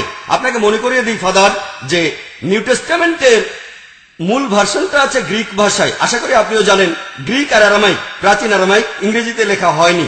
যদি আপনারা গ্রিকটা পড়েন, আদিতে ছিলেন বাক্য, যদি খ্রিস্টানরা বলে যে বাক্যটা ছিলেন মহান ঈশ্বর, আদিতে ছিলেন বাক্য, বাক্য ছিলেন ঈশ্বরের সাথে এবং সেই বাক্য ছিলেন ঈশ্বর, যদি এখানে বাক্য শব্দটার বদলে ঈশ্বর শব্দটা বলেন, তাহলে সেটা হবে আদিতে ছিলেন ঈশ্বর, ঈশ্বর ছিলেন ঈশ্বরের সাথে, তার মানে কি দুইজন ঈশ্বর। আর যদি এখানে মূল শব্দটা দেখেন, গ্রিক শব্দটা, ফাদার যদি গ্রিক জানেন, প্রথমে আদিতে ছিলেন বাক্য, বাক্য ছিলেন ঈশ্বরের সাথে, প্রথম ঈশ্বরটার গ্রিক হচ্ছে হোথিয়স, যদি গ্রিক বাইবেলটা পড়েন। হ্যাঁ, আমি গ্রিকটা পড়েছি, গ্রিক ভাষায়, যেখানে বাক্য হলো লোগোস। আমি সেটা বলছি না, এখানে প্রথম শব্দটা যদি আপনি গ্রিক বাইবেলে এই শব্দটা দেখেন, আমাদের ফাউন্ডেশনে গ্রিক ভাষায় বাইবেল আছে, আমাদের কাছে ওল্ড টেস্টামেন্টের হিব্রু ভার্সনটাও আছে, বলা হয়েছে আদিতে ছিলেন বাক্য, বাক্য ছিলেন ঈশ্বরের সাথে, প্রথম ঈশ্বরটা হোথিয়স, ইংরেজিতে বড় হাতের জি দিয়ে গড, দ্বিতীয় ঈশ্বরটা হচ্ছে টনথিয়স, ইংরেজিতে ছোট হাতের জি দিয়ে গড। কিন্তু আপনি যদি বাইবেলের ইংরেজি অনুবাদটা পড়েন, দুটো গডই বড় হাতের জি দিয়ে। গ্রিক ভাষার বাইবেলে দুই জায়গায় শব্দ দুটো আলাদা। প্রথমটি হোথিয়াস, ইংরেজিতে বড় হাতের জি দিয়ে গড। দ্বিতীয়টা টন্থিয়াস, এটা হলো ইংরেজিতে ছোট হাতের জি দিয়ে গড। কিন্তু ইংরেজি বাইবেলে দেখবেন অনুবাদ করতে গিয়ে তারা ভুল করেছে। তারা দুটো জায়গাতে বড় হাতের জি বসিয়েছে। যদি এটা সঠিকভাবে অনুবাদ করেন, আদিতে ছিলেন বাক্য, বাক্য ছিলেন ঈশ্বরের সাথে বড় হাতের জি দিয়ে গড, সেই বাক্য ছিলেন ঈশ্বর ছোট হাতের জি। এই গড মানে ঈশ্বরের প্রেরিত পুরুষ। আমরা মানি যীশু খ্রিস্ট ছিলেন ঈশ্বরের প্রেরিত পুরুষ, আর যে মুসলিম যীশু খ্রিস্টকে প্রেরিত পুরুষ বলে মানে না, সে আসলে মুসলিম না। টেনথিওস মানেও ঈশ্বর। এরপরে বলা হয়েছে সেই বাক্য 14 অনুচ্ছেদে মাংসে মূর্তিমান হলেন, আমাদের মধ্যে বাস করলেন, আর আমরা তার মহিমা দেখলাম, যেন পিতা হতে আগত এক জাতের মহিমা, তিনি অনুগ্রহ ও সত্যে পূর্ণ। এখানে গ্রিক শব্দটা আসলে হলো টন্থিওস, মানে একজন ঈশ্বর। এটার মানে সত্যিকারের ঈশ্বর না। আপনি যদি অন্যান্য অনুচ্ছেদগুলো দেখেন, টেনথিওস এর মানে মহান ঈশ্বর। টন্থিওস, টন্থিওস, একটা হোথিওস আর একটা টন্থিওস, এই দুটোই আছে। আমি গ্রিক বাইবেলটা পড়েছি, হোথিওস আর টন্থিওস। টন্থিওস মানে একজন ঈশ্বর। এমন কথা বাইবেলে আরো পাবেন যে মুসাকে পাঠানো হয়েছিল ফেরাউনদের ঈশ্বর হিসেবে। এখানে তাহলে মুসার ক্ষেত্রেও বড় হাতের জি দিয়ে গড লেখা উচিত ছিল, কিন্তু ভুল হবে, তাই এখানে আছে ছোট হাতের জি। বড় হাতের জি এর বদলে ছোট হাতের জি। অ্যারামাইক আর হিব্রু ভাষায় বড় হাত আর ছোট হাতের অক্ষর নেই, ক্যাপিটাল আর স্মল লেটার নেই। তাহলে বাইবেল ঠিকই বলছে আদিতে ছিলেন বাক্য, বাক্য ছিলেন মহান ঈশ্বরের সাথে, আর বাক্য ছিলেন ঈশ্বর। দ্বিতীয় গডটা ছোট হাতের জি দিয়ে, যার অর্থ একজন রাসূল। কিন্তু আমাদের এই ধর্মবিশ্বাসের রক্ষণাবেক্ষণ করে চার্চ, আর চার্চ আমাদের শিখিয়েছে যে আমরা যীশু খ্রিস্টকে বিশ্বাস করব। তাই আমরা প্রচার করি যে যীশু খ্রিস্টই তিনি ঈশ্বরের পুত্র। চার্চের নির্দেশ অনুযায়ী আমরা তা প্রচার করি। এভাবে খ্রিস্টান ধর্ম বংশ পরম্পরায় প্রচারিত হয়ে এসেছে। আর শুধুমাত্র নিউ টেস্টামেন্টই নয়, ওল্ড টেস্টামেন্টেও আপনারা দেখতে পাবেন যীশু খ্রিস্ট বেশ কিছু ভবিষ্যৎবাণী পূরণ করেছেন। আর সেজন্য আমরা বলতে পারি যে যীশু খ্রিস্টই তিনি ঈশ্বরের পুত্র, তিনি ঈশ্বর। আর তারপরে যীশু খ্রিস্টের পুনরুত্থান। আর আমাদের এই খ্রিস্টান ধর্মের মূল ভিত্তি হল যীশু খ্রিস্টের পুনরুত্থান। যদি যীশু পুনরুত্থিত না হন, তাহলে খ্রিস্টান ধর্ম বলে কিছুই থাকবে না। সেজন্য আমরা বিশ্বাস করি যে যীশু খ্রিস্ট তিনি জন্মগ্রহণ করেছিলেন প্যালেস্টাইনে, বেথলেহেমে। তিনি প্যালেস্টাইনে থাকতেন, অলৌকিক কাজ করতেন, ঈশ্বরের কথা বলতেন। তিনি মারা গেছেন পন্টিয়াস পাইলেটের সময়, তারপরে আবারও পুনরুত্থিত হয়েছেন, তারপর তিনি পিতার কাছে চলে গেছেন। তিনি আমাদের প্রভু ও ঈশ্বর। আর সেন্ট থমাস গসপেল অব জনে তিনি বলেছেন, যিশুকে দেখার পর বলেছেন, আমার ঈশ্বর, আমার প্রভু। তাহলে আমি মাত্র একটা উদ্ধৃতি দিচ্ছি না, অনেক আছে। এরপরে আছে সেন্ট পলের বিভিন্ন কথা, সেন্ট পিটারের কথা ইত্যাদি। সব জায়গাতে একই কথা। যেমন সেন্ট পলের চিঠিগুলো, ফিলিপিন্স 6 নম্বর অধ্যায় অনুচ্ছেদ 2 নম্বর অধ্যায় অনুচ্ছেদ 6 থেকে 11, এখানে যীশু খ্রিস্টের কথা বলা হয়েছে, যিনি আমাদের জন্য নিজেকে উৎসর্গ করেছেন। আমি ফিলিপিন্স থেকে একটা উদ্ধৃতি দিচ্ছি, 2 নম্বর অধ্যায় 6 থেকে 11 অনুচ্ছেদ। বলা হয়েছে যে সুসমাচার তোমাদের কাছে উপস্থিত হয়েছে, সেটা সমস্ত জগতেও ফলবান এবং বর্ধিষ্ণু হচ্ছে, তোমাদের মধ্যেও সেই দিন অবধি। আমি দুঃখিত, অধ্যায় 2 অনুচ্ছেদ 5 থেকে 11। যীশু খ্রিস্টতে যে ভাব ছিল তা তোমাদের মধ্যেও থাকুক। তিনি ঈশ্বরের স্বরূপ বিশিষ্ট হয়েও ঈশ্বরের সাথে সমান থাকা ধরে নেয়ার বিষয়ে জ্ঞান করলেন না, বরং নিজেকে তিনি শূন্য করলেন। তারপরে তিনি দাসের রূপ ধারণ করলেন এবং মানুষের সাদৃশ্যে জন্মগ্রহণ করলেন, এবং আকারে প্রকারে মানুষের মতো হয়ে তিনি নিজেকে অবনত করলেন এবং আজ্ঞাবহ রইলেন মৃত্যু পর্যন্ত, ক্রুশীয় মৃত্যু পর্যন্ত আজ্ঞাবহ রইলেন। এই কারণে ঈশ্বর তাকে উচ্চ পদান্বিত করলেন এবং তাকে সেই নাম দান করলেন যা সকল নাম অপেক্ষা শ্রেষ্ঠ, যেন যীশু খ্রিস্টের নামে স্বর্গ, মর্ত, পাতাল নিবাসীদের সবার জানুপাতিত হয়, এবং সকল জিহ্বা যেন স্বীকার করে যে যীশু খ্রিস্ট তিনি প্রভু, যে রূপে পিতা ঈশ্বর মহিমান্বিত। এটাই হলো বাইবেলের কথা। ধন্যবাদ ফাদার। আমি ডক্টর জাকির নায়েককে আগেই বসতে বলেছি, কারণ এখানে আমরা দুই পক্ষের বক্তব্যই জানতে পেরেছি। ফাদার এখানে খ্রিস্টান ধর্মের দৃষ্টিভঙ্গিটা বলেছেন, চার্চের দৃষ্টিভঙ্গিটা। ডক্টর জাকির নায়েক বিভিন্ন ধর্মগ্রন্থের রেফারেন্স দিয়ে তার মতামতটা জানিয়েছেন। এখন দর্শকরাই বিচার করবেন। এবারে পরের প্রশ্ন পুরুষদের মধ্য থেকে। ডক্টর জাকির নায়েকের উদ্দেশ্যে প্রশ্ন, বাম দিকের মাইক থেকে। আমি আব্দুল লতিফ। আমার প্রশ্নটা বিভিন্ন ধর্মে বলা সর্বশক্তিমান ঈশ্বরের ধারণাটা নিয়ে। নিউটনের সূত্র আমাদের বলে শক্তি সৃষ্টি করা যায় না, ধ্বংস হয় না, কিন্তু কুরআন আর বাইবেল বলছে সবকিছু ধ্বংস হয়ে যাবে। এটা তো পরস্পর বিরোধী, বিপরীত। আর আমাদের নবীজি হলেন নূর, নূর মানে আলো। অন্যদিকে খ্রিস্টান ধর্মে বাইবেল বলছে যে আলো হলো ঈশ্বর। এরকম হলে আমরা যেটা পড়ি সেটা ভুল, বিজ্ঞান ভুল। আমার প্রশ্ন হলো, বিজ্ঞান কি ভুল নাকি ধর্মগুলো ভুল? এটাই। ভাই প্রশ্ন করলেন, তার আগে বলি সভাপতি যদি আমাকে কিছুটা সময় দিতেন তাহলে আমি ফাদারের সবগুলো প্রশ্নের উত্তর দিতাম, কিন্তু হাতে সময় খুব কম। এই প্রশ্নটার উত্তর ভাই প্রশ্ন করলেন যে নিউটনের থার্মোডাইনামিক্সের থিওরি আমাদের বলছে কোনো কিছু সৃষ্টি বা ধ্বংস করা যায় না। থিওরিটা এটাই বলছে শক্তির অবিনাশিতাবাদ। এটা আমরাও মানি, শক্তি রূপান্তরিত হয়। তবে আপনি বললেন এটা বিজ্ঞানের সাথে মেলে না। দেখেন, বিজ্ঞান এখনো অতদূর পৌঁছায়নি। বিজ্ঞান সবকিছু উত্তর দিতে পারে না, বিজ্ঞান সবকিছু বলতে পারে না। একেবারে প্রথমে কিছু একটা সৃষ্টি করা হয়েছে, অবশ্যই কিছু একটা ছিল, তারপরে এমনটা হয়েছে যে তারা রূপান্তরিত হতে শুরু করলো। প্রথমে কিছু একটা ছিল, সেটা কে সৃষ্টি করেছে? নিউটনকে জিজ্ঞেস করুন, সেটা কে সৃষ্টি করেছে? সবকিছু কি শূন্য থেকে এসেছে? কিছু একটা ছিল, কিছু একটা ছিল।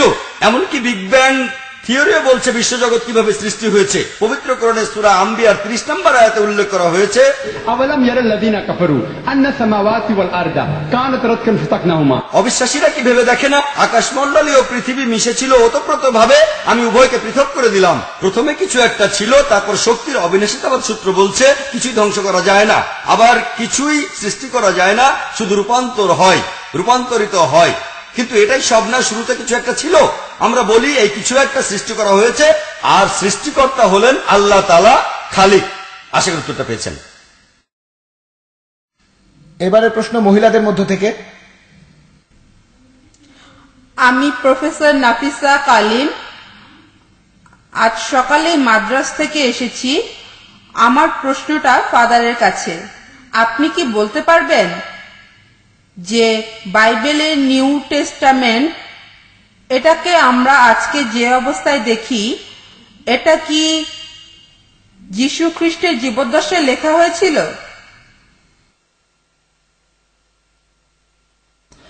যীশু খ্রিস্টের জীবদ্দশায় কোনো কিছু লিপিবদ্ধ হয়নি।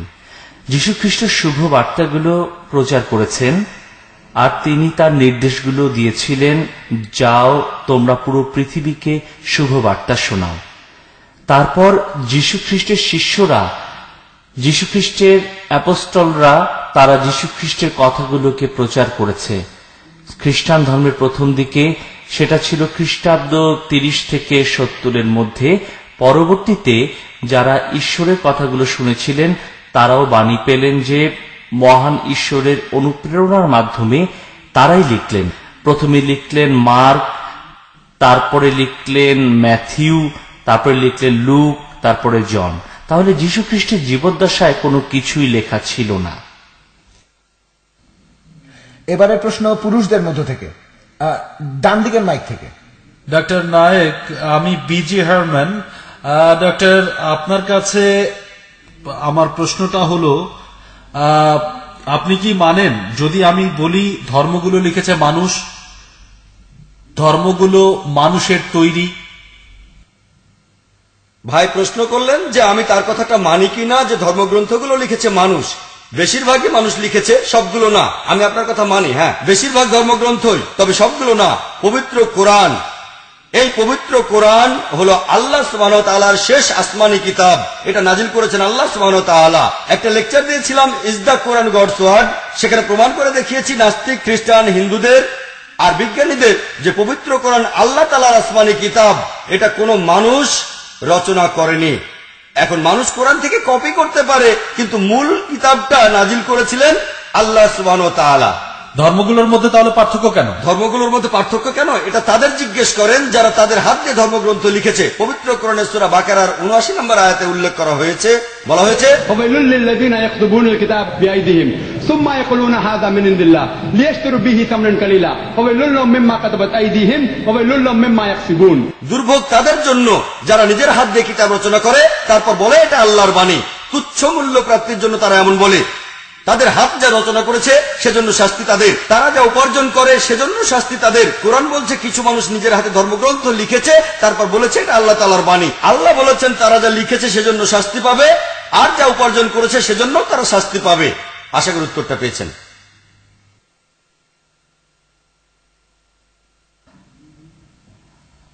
আমি আসলে এখানে আমার মতামতটা জানাতে চাই।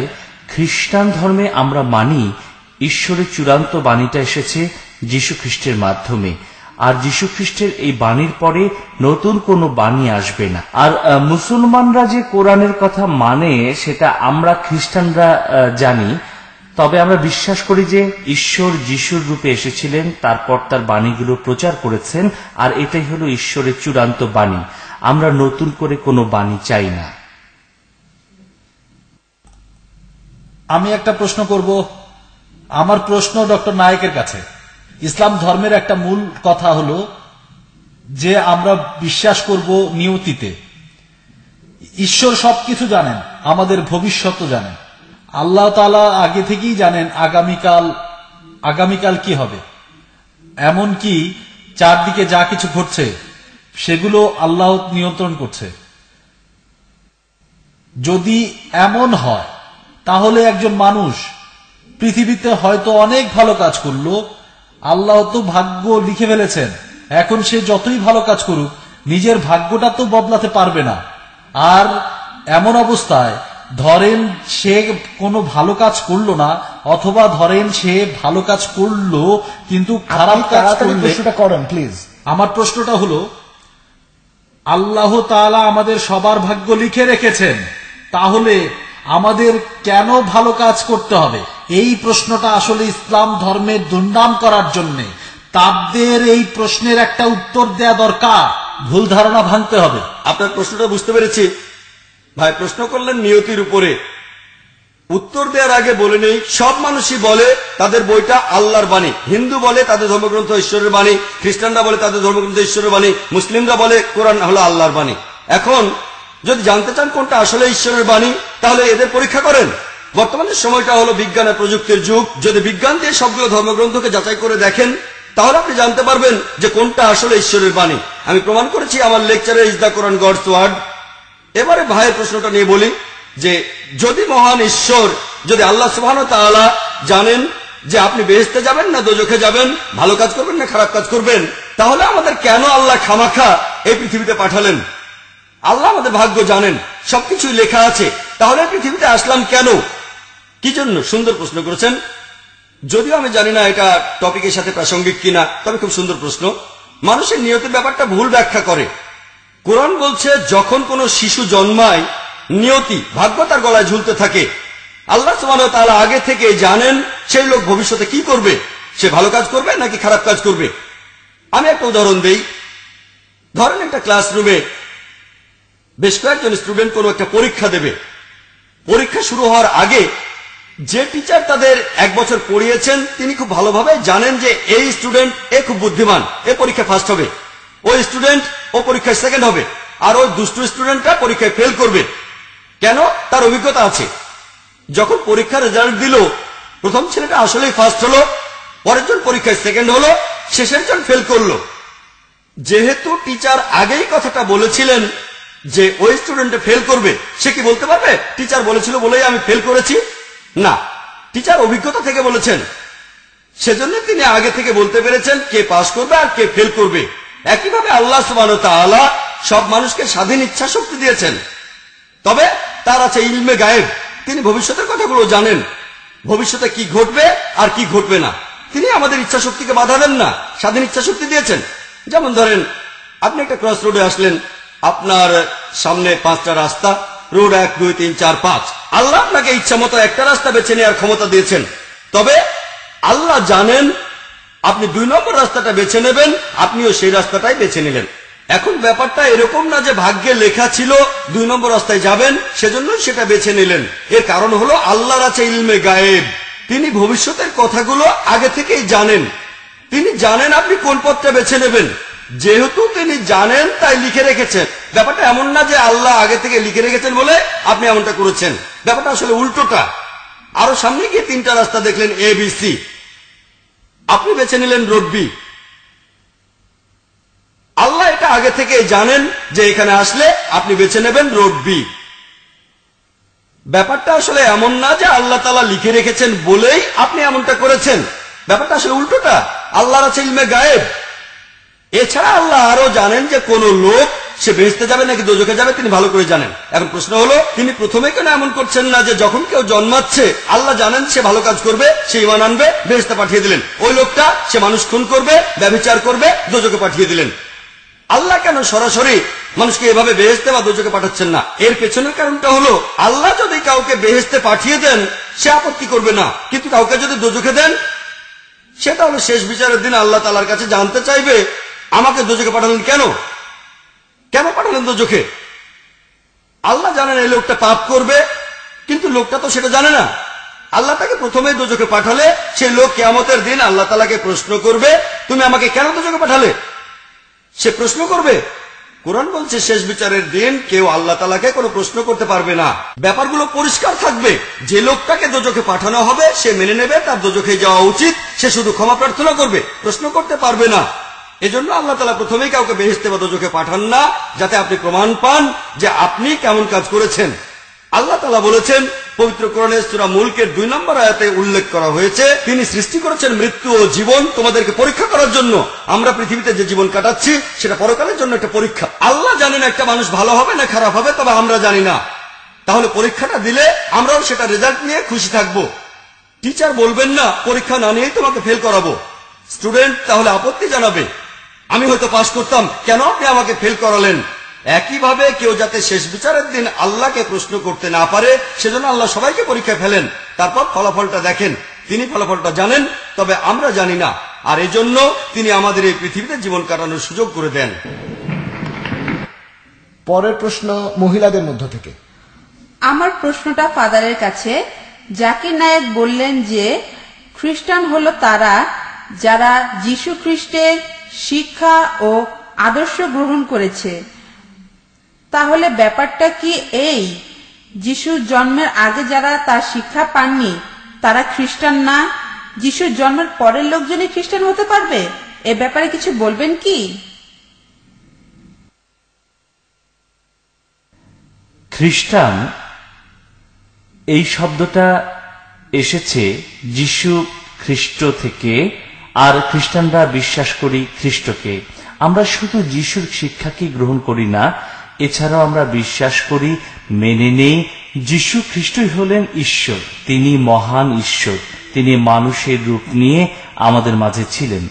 তাহলে যারা এই বিশ্বাস করে যে যিশু খ্রিস্ট হলেন মহান ঈশ্বর, ট্রিনিটির মধ্যে একজন, শুধুমাত্র তারাই হলো খ্রিস্টান। তাহলে খ্রিস্টান হলো তারা যারা যিশুকে ঈশ্বর বলে মানে এবং বাইবেলের উপর বিশ্বাস স্থাপন করে। এবারের প্রশ্ন ডান দিকের মাইক থেকে। আসসালামু আলাইকুম, আমি আজিম সিদ্দিকী কালীগড় থেকে এসেছি। আমার প্রশ্নটা ডক্টর নায়েকের কাছে। আপনি ইসলাম ধর্মে ঈশ্বরের ধারণা সম্পর্কে বলেছেন যে ঈশ্বর সবার থেকে আলাদা, ওয়ালাম ইয়াকুল্লাহু কুফুয়ান আহাদ, অর্থাৎ ঈশ্বরকে তুলনা করব না কোনো মানুষের সাথে অথবা মানুষের কাজের সাথে। কিন্তু এই কুরআনে আল্লাহ বলেছেন যে কাল্লামাল্লাহু মুসা তাকলিমা, আল্লাহ মুসার উদ্দেশ্যে কথা বললেন। এখন কারো উদ্দেশ্যে কথা বলা হলো মানুষের কাজ, তাহলে ঈশ্বর আল্লাহ তাআলা কি মানুষের মতো কাজ করবেন? ভাই প্রশ্ন করলেন, আমি বলেছিলাম যে আল্লাহ সুবহানাহু ওয়া তাআলা সবার চেয়ে আলাদা, আর মানুষের বিভিন্ন গুণাবলী যদি আল্লাহর উপর আরোপ করে তিনি আর আল্লাহ তাআলা থাকবেন না। সেজন্য আপনি প্রশ্ন করলেন যে কোরআন বলছে, আর আপনি ঠিকই বলেছেন যে আল্লাহ তাআলা মুসা আলাইহিস সালামের উদ্দেশ্যে কথা বলেছিলেন। যদি আপনি বলেন মহান ঈশ্বর আল্লাহ সুবহানাহু ওয়া তাআলার একটা মুখ আছে মানুষের মুখের মতো, আল্লাহর ঠোঁট আছে, 32টা দাঁত আছে, তারপর কথা বলেছেন তার ঠোঁট নাড়িয়ে, তাহলে তিনি আল্লাহ নন। কোরআন এমন কথা বলছে না। কথা বলা, আল্লাহ অনেকভাবেই কথা বলতে পারেন। আল্লাহর কথা বলাকে মানুষের কথা বলার সাথে তুলনা করা যায় না। যখনই আপনি বলবেন আল্লাহ কথা বলেছেন দুটো ঠোঁট, 32টা দাঁত আর জিভ দিয়ে, তাহলে তিনি আল্লাহ নন, আল্লাহ হতে পারেন না। ওয়ালাম ইয়াকুল লাহু কুফুয়ান আহাদ। তার সমতুল্য কিছুই নেই। আল্লাহ কথা বলেছেন, কিভাবে বলেছেন আমরা জানি না, অবশ্যই মানুষের মতো নয়। আশা করি উত্তরটা পেয়েছেন। এবারের প্রশ্ন বাম দিকের মাইক থেকে। আমার প্রশ্ন ডক্টর জাকিরের কাছে। ফাদার জিও আর স্বামীজি কিছুটা উদারপন্থী ধর্মের কথা বলছেন, কিন্তু আপনি ইসলাম ধর্মের কথা বলছেন কোরআনের উপর ভিত্তি করে। কোরআনে কোন রকম ভুল নেই। এটা তখনই ভুল হবে যখন কেউ ভুলভাবে ব্যাখ্যা করবে। আমি এখন বর্তমানে একটা বিষয় নিয়ে বলবো যেটা এখানকার মুসলমানদের প্রভাবিত করছে। এটা হলো যে মেয়েদের হিজাব, যেটা আছে সূরা আহজাবে। এমনকি মুসলমানদের মধ্যেও এটা নিয়ে মতভেদ রয়েছে। আর আমরা এখানে যেটা দেখছি, এখানে সব লোকজন এখানে বসে আছে, পুরুষরা সবাই নিচে আর মহিলারা উপরে বসে আছে। আমি এখানে সহজ ভাষায় যেটা বলতে চাই, এরকম প্র্যাকটিস চালিয়ে গেলে আমাদের অবস্থাও আফগানিস্তানের মতো হবে, যেখানে এই আধুনিক যুগেও মেয়েদেরকে বন্দী করে রাখা হয়। এ ব্যাপারে আপনার কাছ থেকে জানতে চাই। ভাই প্রশ্ন করলেন আমি নাকি ধর্মের ব্যাখ্যা দিয়েছি কোরআন অনুযায়ী। আমি অক্সফোর্ড ডিকশনারি অনুযায়ী ধর্মের ব্যাখ্যা দিয়েছিলাম, কোরআন অনুযায়ী না, অক্সফোর্ড ডিকশনারি অনুযায়ী। তারপরে লেকচার শুরু করেছিলাম। আর আমি মানি ইসলামই হলো একমাত্র জীবন দর্শন। ভাই প্রশ্ন করলেন যে কোরআনে উল্লেখ করা হিজাবের ব্যাপারটা আমি কিভাবে ব্যাখ্যা করব। ভাই যে আয়াতের কথা বললেন সেটা আছে সূরা নূরে 30 নম্বর আয়াত ও 31 নম্বর আয়াতে হিজাবের কথা বলা হয়েছে। 30 নম্বর আয়াত পুরুষের হিজাবের কথা বলছে, তারপর 31 নম্বর আয়াতে মহিলাদের হিজাবের কথা বলা হয়েছে। সূরা নূরে 30 নম্বর আয়াতে উল্লেখ করা হয়েছে, মুমিন পুরুষদের বলো তারা যেন দৃষ্টি সংযত করে লজ্জাস্থানের হেফাজত করে। তার মানে যখন সে কোনো মহিলাকে দেখবে সে দৃষ্টি নিচু করবে আর লজ্জাস্থানের হেফাজত করবে। যদি তার মাথায় কোনো খারাপ চিন্তা আসে সে দৃষ্টি নিচু করবে। পবিত্র বাইবেলে একই কথা বলা হয়েছে। গসপেল অফ ম্যাথিউ 5 নম্বর অধ্যায় 27 থেকে 29 নম্বর অনুচ্ছেদে আছে। যীশু খ্রিস্ট শিষ্যদের বলছেন, তোমরা পুরনো দিনের নিয়ম শুনেছ যে তোমরা ব্যভিচার করো না, কিন্তু আমি তোমাদের বলছি যদি কেউ কোনো মহিলার দিকে কামভাব দৃষ্টিপাত করে সে তখনই তার সাথে মনে মনে ব্যভিচার করলো। এটা কে বলেছেন? যীশু খ্রিস্ট নিজেই বলেছেন, বাইবেলে উল্লেখ করা আছে। তার মানে যদি কেউ কাম দৃষ্টি দিয়ে কোনো মহিলার দিকে তাকায় সে তাহলে মনে মনে ব্যভিচার করে ফেলেছে। কোরআনে একই কথা বলছে, মুমিন পুরুষদের বলো তারা যেন দৃষ্টি সংযত করে লজ্জাস্থানের হেফাজত করে। পবিত্র কোরআনের এই পরের আয়াত সূরা নূরের 31 নম্বর আয়াতে উল্লেখ করা হয়েছে মহিলাদের হিজাবের কথা। বলা হয়েছে মুমিন নারীদের বলো তারা দৃষ্টি সংযত করবে, লজ্জাস্থানের হেফাজত করবে, যা প্রকাশ থাকে তা বাদে তাদের সৌন্দর্য প্রকাশ করবে না। মাথার কাপড় দিয়ে যেন বক্ষদেশ আবৃত করে। প্রকাশ করতে পারবে তার বাবা, ছেলে, স্বামী, এরকম কিছু লোকের তালিকা দেয়া আছে যাদেরকে বিয়ে করা তার জন্য নিষিদ্ধ। কোরআন আর হাদিসে হিজাবের 6টা নিয়মের কথা বলা হয়েছে। 6টা নিয়ম। প্রথমটা হলো হিজাবের সীমা। এখানে পুরুষ আর মহিলাদের জন্য হিজাব আলাদা। পুরুষের জন্য নাভি থেকে হাঁটু পর্যন্ত, মহিলাদের পুরো শরীরটাই ঢাকা থাকবে, শুধু যে অংশটা দেখা যেতে পারে সেটা হলো মুখ আর কবজি পর্যন্ত হাত। যদি এগুলো ঢেকে রাখতে চাই কোনো আপত্তি নেই। বাকি 5টা নিয়ম একই পুরুষ এবং মহিলাদের জন্য। দ্বিতীয় নিয়মটা হলো পোশাকটা এমন আঁটাসাঁটা হবে না যাতে দেহের গড়ন বোঝা যায়। তৃতীয়, পোশাকটা এমন স্বচ্ছ হবে না যাতে শরীর দেখা যায়। চতুর্থ, পোশাকটা এত আকর্ষণীয় হবে না যাতে বিপরীত লিঙ্গের কেউ আকৃষ্ট হয়। পঞ্চম, সেই পোশাকে অবিশ্বাসীদের কোনো চিহ্ন থাকবে না। মানুষকে ভুল বোঝাতে পারবেন না এমন চিহ্ন পরবেন না। যেমন ধরেন ওম বা ক্রুশের লকেট, এগুলো হিন্দু আর খ্রিস্টান ধর্মের চিহ্ন। অবিশ্বাসীদের চিহ্ন পরে আপনি মানুষদের ভুল বোঝাতে পারবেন না। আর ষষ্ঠ নিয়মটা হলো আপনি বিপরীত লিঙ্গের কারো পোশাক কখনো পরতে পারবেন না। বাইবেলে একই কথা বলা আছে। বুক অব ডিউটেরোনমি 22 নম্বর অধ্যায়ের 5 অনুচ্ছেদে বাইবেল বলছে পুরুষরা এমন পোশাক পরবে না যেটা মহিলারা পরে থাকে, আর মহিলারাও এমন পোশাক পরবে না যা পুরুষরা পরে। এরপর ওল্ড টেস্টামেন্টে ফার্স্ট বুক অব টিমোথি 2 নম্বর অধ্যায়ের 9 অনুচ্ছেদে বলা হয়েছে যে মহিলারা তাদের পোশাক পরবে ভদ্রতার সাথে, বিনয় এবং নম্রতার সাথে। মহিলারা পোশাক পরবে ভদ্রতার সাথে, পাশাপাশি বিনয় এবং নম্রতার সাথে। তারা তাদের মাথায় সোনার পরচুলা পরবে না, তারা কোনো দামি গহনা পরবে না, মুক্তা ইত্যাদি। আর আপনারা যদি যীশু খ্রিস্টের মা মেরির কোন ছবি দেখে থাকেন, মুসলিম মহিলারা যেমন পোশাক পরে তিনিও তেমন পোশাকই পরেছেন, কারণ তিনি মুসলিম ছিলেন। তার পুরো শরীরটাই ঢাকা। তার শরীরের যে অংশটুকু আমরা দেখতে পাই সেটা হলো তার মুখমণ্ডল আর কবজি পর্যন্ত হাত। আর মহিলাদের সবার এমন পোশাকই পরা উচিত। ভাই এখানে প্রশ্ন করলেন এরকম পোশাক পরতে হবে কেন? কোরআন উত্তরটা দিয়েছে সূরা আহজাবে 59 নম্বর আয়াতে উল্লেখ করা হয়েছে, হে নবী, তুমি তোমার স্ত্রী এবং মুসলিম নারীদের বলো যে তারা যেন চাদর পরে যখন তারা বাইরে যায়, যাতে করে মানুষ তাদের চিনতে পারে। এতে করে কেউ তাদের উত্তক্ত করবে না, কেউ তাদের উত্তক্ত করবে না। আপনাদের একটা প্রশ্ন করি, ধরেন দুইজন যমজ বোন, দুজনই সমান সুন্দরী, তারা রাস্তা দিয়ে হেঁটে যাচ্ছে এই কালিকটে। একজন ইসলামিক হিজাব পরে আছে, দুই বোনই খুবই সুন্দরী। এক বোন ইসলামিক হিজাব পরে আছে, পুরো শরীর ঢাকা, শরীরের যে অংশ দেখা যাচ্ছে তার মুখ আর কবজি পর্যন্ত হাত। অন্য বোন একই রকমের সুন্দরী, সে পরে আছে পশ্চিমা ড্রেস, স্কার্ট আর মিনি। দুজনেই রাস্তা দিয়ে হেঁটে যাচ্ছে আর সামনে একটা বখাটে ছেলে দাঁড়িয়ে আছে। এখন প্রশ্ন করি, সে কোন মেয়েটাকে উত্তক্ত করবে? মিনি স্কার্ট পরা মেয়েটাকে উত্তক্ত করবে নাকি ইসলামিক হিজাব পরা মেয়েটাকে উত্তক্ত করবে? কাকে উত্তক্ত করবে? কাকে কাকে? হ্যাঁ, মিনি স্কার্ট পরা মেয়েটাকে। প্রকাশ করলে বিপদ ডেকে আনবেন। সেজন্য কোরআন ঠিকই বলেছে, ইসলাম মহিলাদের হিজাবের ব্যবস্থা করেছে যাতে ভদ্রতা বজায় থাকে, ইজ্জতের সহিত চলতে পারেন। আপনারা কি জানেন বর্তমানে গড়ে প্রতিদিন আমেরিকাতে 1900টারও বেশি ধর্ষণ সংঘটিত হচ্ছে। প্রতিদিন 1900টারও বেশি। আমেরিকা হলো পৃথিবীর সবচেয়ে উন্নত দেশ।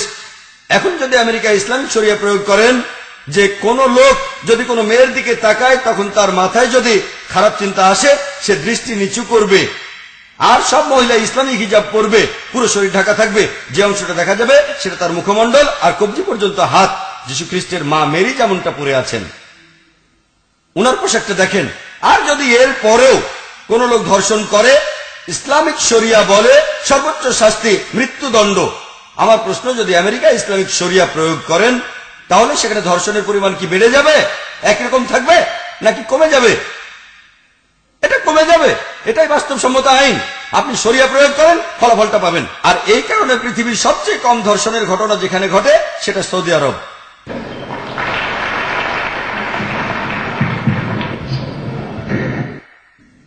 এবারে পরের প্রশ্ন। আমার প্রশ্নটা ডক্টর জাকির নায়েকের কাছে। আসসালামু আলাইকুম, আমার নাম ফাতিমা, আমি ক্লাস 10-এর ছাত্রী। আমার ক্লাসমেট একটা মেয়ে, সে হলো কাদিয়ানি। কাদিয়ানিদের কথা অনুযায়ী তারাই সত্যিকারের মুসলিম, আর আমরা যারা বিশ্বাস করি যে মুহাম্মদ সাল্লাল্লাহু আলাইহি সাল্লাম আল্লাহর শেষ রাসূল, তারা সবাই হলো কাফের। তারা পবিত্র কোরআনের সূরা আহজাবের 40 নম্বর আয়াতের রেফারেন্স দিয়ে যুক্তি দেখায় যে নবীজি মুহাম্মদ সাল্লাল্লাহু আলাইহি সাল্লাম নাকি সর্বশেষ রাসূল নন। তারা বলে যে মুহাম্মদ সাল্লাল্লাহু আলাইহি সাল্লাম হলেন আসমানি কিতাব পাওয়া সর্বশেষ নবী, কিন্তু আসমানি কিতাব ছাড়া অনেক রাসূল আসতে পারে, আমাদেরকেও নাকি এটা বিশ্বাস করতে হবে। সে যে ভুল বলছে সেটা কিভাবে প্রমাণ করব? এটার উত্তরটা অনেক বড় হবে। এই প্রশ্নটা আসলে আজকের টপিকের বাইরে, তবে সবাই বোধহয় এটার উত্তর শুনতে আগ্রহী। কি বলবো? দর্শকরা চাচ্ছেন আমি এটার উত্তর দেই। বোন, আপনি কাদিয়ানীদের সম্পর্কে প্রশ্ন করলেন। সূরা আহজাবের 40 নম্বর আয়াতে বলা হয়েছে, মা কানা মুহাম্মাদুন আবা আহাদিম মিন রিজালিকুম ওয়ালাকিন রাসূলুল্লাহ ওয়া খাতামুন নবিয়্যিন ওয়া কানা আল্লাহু বিকুল্লি শাইইন আলিমা। যার অর্থ মুহাম্মদ সাল্লাল্লাহু আলাইহি সাল্লাম তোমাদের মধ্যে কোনো পুরুষের পিতা নন, বরং তিনি আল্লাহ তাআলার একজন প্রেরিত রাসূল এবং তিনি খাতিমুন নবিয়্যিন, তিনি হলেন শেষ নবী। নিশ্চয়ই আল্লাহ সকল বিষয়ে জানেন। আমি জানি যে কাদিয়ানীরা এই আয়াতটার উদ্ধৃতি দিয়ে তারপরে বলে যে দেখেন, কোরআন বলছে নবীজি মুহাম্মদ সাল্লাল্লাহু আলাইহি সাল্লাম তিনি খাতিমুন নবিয়্যিন, তার মানে তিনি শেষ ব্যক্তি যিনি পেয়েছেন কোন আসমানি কিতাব। তিনি হলেন শেষ নবী যিনি ওহী পেয়েছেন। তবে আসমানি কিতাব পাবেন না এমন শেষ পয়গম্বর তিনি নন। ব্যাপারটা বিভ্রান্তিকর। কাদিয়ানীরা যেটা বলে যে নবী হলেন সেই ব্যক্তি যিনি আল্লাহর ওহী পেয়েছেন, যিনি আসমানি কিতাব পেয়েছেন, আর রাসূল হলেন সেই ব্যক্তি যিনি কোনো ওহী পাননি। তারা যেটা বলে মুহাম্মদ সাল্লাল্লাহু আলাইহি ওয়াসাল্লাম একজন নবী যিনি আল্লাহ তাআলার কাছ থেকে ওহী পেয়েছেন, তবে শেষ রাসূল নন। তার মানে এমন অনেক পয়গম্বর আসতে পারেন যারা কোনো ওহী পাবেন না, এটাই তাদের বক্তব্য। তবে আপনি যদি সামান্য আরবি জানেন, এমনকি উর্দু জানলেও আপনি বুঝতে পারবেন যে রাসূল হলেন সেই ব্যক্তি যিনি পেয়েছেন কোনো ওহী। তারা নবী আর রাসূলের সংজ্ঞাটা উল্টে দিয়েছে। রাসূল হলেন সেই ব্যক্তি যিনি পেয়েছেন আল্লাহর কিতাব, আর নবী মানে সাধারণ পয়গম্বর। তার মানে এমন নবী আছেন যিনি কোনো ওহী পাননি, তাদের বলা হয়ে থাকে শুধু নবী। আর রাসূল হলেন সেই নবী যিনি পেয়েছেন আল্লাহর ওহী, রিসালাত, আসমানি কিতাব। প্রত্যেক রাসূল অবশ্যই একজন নবী, এটা হতেই হবে। নবী না হয়ে তিনি রাসূল হতে পারবেন না। যদি আরবিটা সঠিকভাবে জানেন তাহলে তাদের বলতে পারবেন পবিত্র কোরআন বলছে যে মুহাম্মদ সাল্লাল্লাহু আলাইহি সাল্লাম তিনি আল্লাহর রাসূল এবং খাতিমুন নবীন, তার মানে তিনি হলেন শেষ নবী। এখন কেউ যদি রাসূল হন প্রথমে তাকে নবী হতেই হবে। যেমন ধরেন আপনাকে ক্লাস 8 এর পরীক্ষায় পাশ করতে হবে, ফাইনাল পরীক্ষায়। তার আগে আপনাকে 1-2 থেকে পড়ে আসতে হবে। ক্লাস 1 থেকে না পড়ে ক্লাস 8 পাশ করতে পারবেন না। আমি যদি বলি যে এখন থেকে কেউ ক্লাস 1 পাশ করবে না, এর মানেটা দাঁড়ায় আপনি 8ও পাশ করতে পারবেন না। তাহলে কোরআন বলছে মুহাম্মদ সাল্লাল্লাহু আলাইহি সাল্লাম হলেন খাতিমুন নবীন, তিনি হলেন শেষ নবী। এটার অর্থ আসলে দুটোই। তিনি যদি শেষ নবী হন, খাতিমুন নবীন, তার মানে তিনি শেষ রাসূলও। রাসূল মানে সেই ব্যক্তি যিনি কোনো ওহী পেয়েছেন। তাহলে আমাদের নবীজি শেষ নবী, এছাড়াও তিনি শেষ রাসূল, শেষ নবী এবং শেষ রাসূল, আর তিনি শেষ প্রেরিত পুরুষ, দুটোই। যদি কেউ এটা না মানে সে তাহলে মুসলিম না, সে তাহলে সূরা আহজাবের 40 নম্বর আয়াতের বিরুদ্ধে যাচ্ছে। এবারে প্রশ্ন ডান দিকের মাইক থেকে, আর 2-3টা প্রশ্নের পরেই আমাদের এই অনুষ্ঠান শেষ করব। হ্যাঁ ভাই, আপনার প্রশ্নটা করেন। আমার প্রশ্নটা ডক্টর জাকির নায়েকের কাছে। আপনি তখন আপনার লেকচারে বললেন যে ঈশ্বর মানুষ হতে পারেন, তিনি চাইলে হতে পারেন, কিন্তু তারপরে আবার ঈশ্বর হতে পারবেন না। এর কারণে বললেন মানুষ হলে ঈশ্বর তার সব ক্ষমতা হারাবেন। কিন্তু এমন অনেক আছে যারা ভগবান রজনীশ বা সত্যসাই বাবা এমন কাউকে বিশ্বাস করেন। তারা মানে না যে মানুষ হলে ঈশ্বর ক্ষমতা হারাবেন, ক্ষমতা না হারিয়েই তিনি রূপান্তরিত হচ্ছেন আর একজন মানুষের রূপ ধারণ করছেন, তারপর আমাদের মধ্যে বাস করছেন। এটাই আপনার কাছে আমার প্রশ্ন। ভাই প্রশ্ন করলেন ঈশ্বর মানুষ হতে পারবেন কিনা, আর আমিও বলেছি তিনি পারেন কিন্তু করবেন না। কারণ পবিত্র কোরআনের সূরা বুরুজের 15 ও 16 নম্বর আয়াতে বলা হয়েছে তিনি যাহা ইচ্ছা তাহাই করেন। আল্লাহ সুবহানাহু ওয়া তাআলা যা চান সেটাই করতে পারেন, তবে তিনি এরকম কাজ করবেন না, তিনি কখনো মানুষ হবেন না। কেন? তিনি যদি মানুষ হন তাহলে নিজেকে ছোট করবেন, এতে তার লাভ কি? এরপর আপনি বললেন রজনীশ আর সত্যসাই বাবা বিশ্বাস করেন ঈশ্বর তার শক্তি না হারিয়ে মানুষ হতে পারেন। পরস্পর বিরোধী। যেন আমাকে বলছেন যে ওই লোকটা একটা মোটা চিকন মানুষ, একজন মোটা হতে পারে অথবা চিকন হতে পারে। একজন মোটা লোককে চিকন বানাতে পারেন, কিন্তু তখন সে মোটা থাকবে না। একজন চিকন মানুষকে মোটা বানাতে পারেন, তখন সে চিকন থাকবে না। মোটা চিকন মানুষ হতে পারে না, এটা অর্থহীন। আপনি লম্বা খাটো মানুষ পাবেন না। এরকম মানুষকে আপনি দেখেছেন? লম্বা মানুষ খাটো হতে পারে, খাটো মানুষ লম্বা হতে পারে, তখন সে আর খাটো থাকবে না। লম্বা আর খাটো দুটোই বিপরীত জিনিস, এটা অর্থহীন।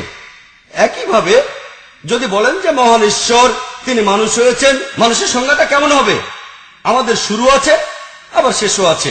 মহান ঈশ্বরের কোনো শুরু নেই, শেষও নেই।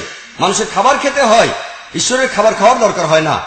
মানুষের ঘুমের দরকার হয়, ঈশ্বরের কোনো ঘুমের দরকার হয় না।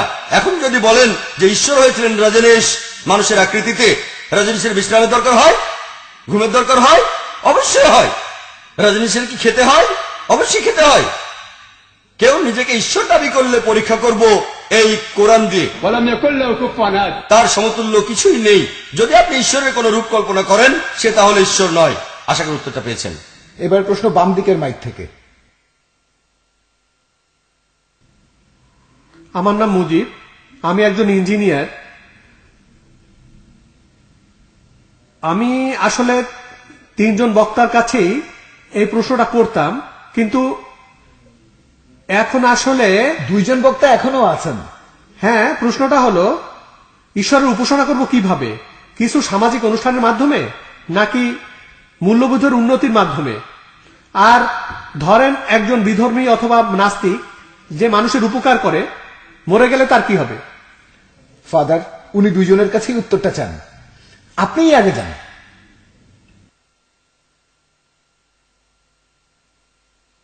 আমাদের ধর্মে প্রার্থনা করার নিয়মটা, ঈশ্বর হলেন সর্বশক্তিমান, আমাদের স্রষ্টা, আমাদের উপর আশীর্বাদ বর্ষণ করেন, তাই আমরা ভাব প্রকাশ করি মানুষের ভাষায়। আমরা প্রার্থনা করি চার্চে গিয়ে, আর প্রার্থনা করার কিছু নিয়ম রয়েছে। অন্যান্য ধর্মের অনুসারীরাও প্রার্থনা করেন, যেমন হিন্দুরা পূজা করে।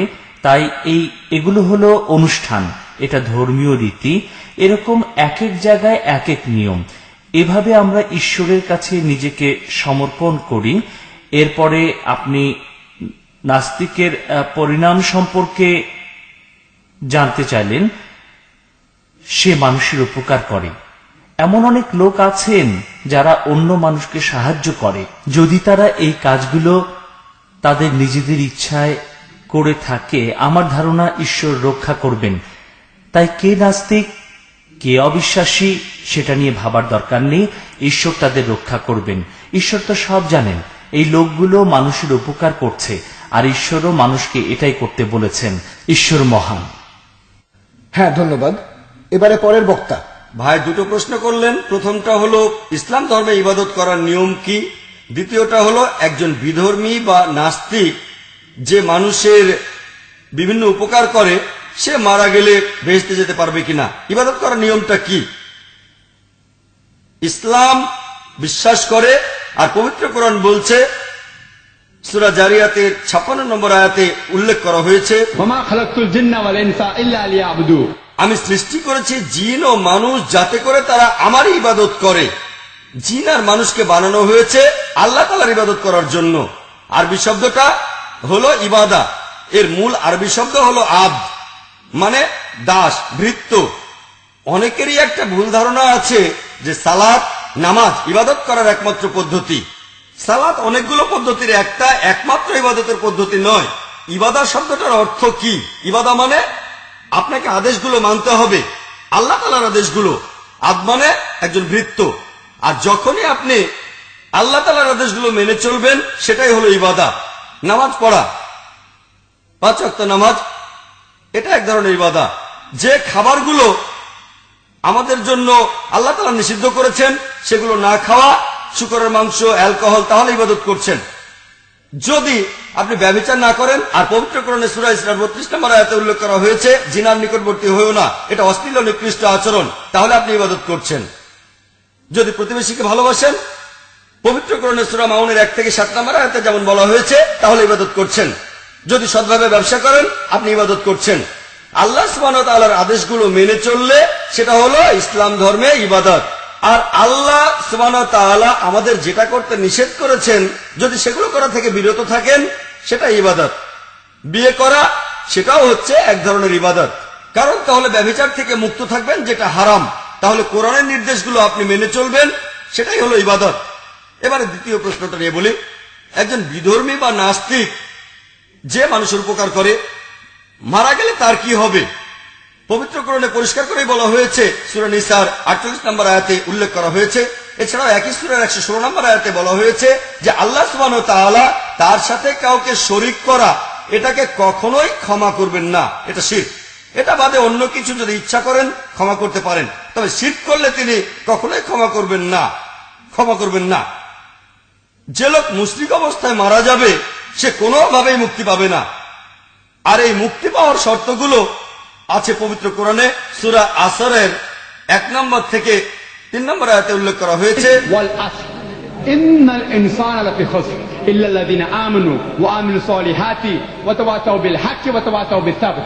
অর্থাৎ মহাকালের শপথ, মানুষ সবসময় ক্ষতিগ্রস্ত হয়, কিন্তু তারা নয় যারা ঈমান আনে, যারা সৎকর্ম করে, যারা মানুষকে সত্যের উপদেশ দেয়, যেমন দাওয়া ইসলাম, যারা মানুষকে ধৈর্য আর অধ্যবসায়ের উপদেশ দেয়। কোন মানুষ জান্নাতে প্রবেশ করতে গেলে মিনিমামে 4টা শর্ত মানতেই হবে। যদি আপনি বলেন একজন লোক ঈমান আনলো না কিন্তু পরোপকারী, ভালো কাজ করে, শুধুমাত্র ভালো কাজ করে আপনি বেহেশতের টিকিট পাবেন না, শুধুমাত্র পরোপকারী হলে আপনি মুক্তি লাভ করবেন না।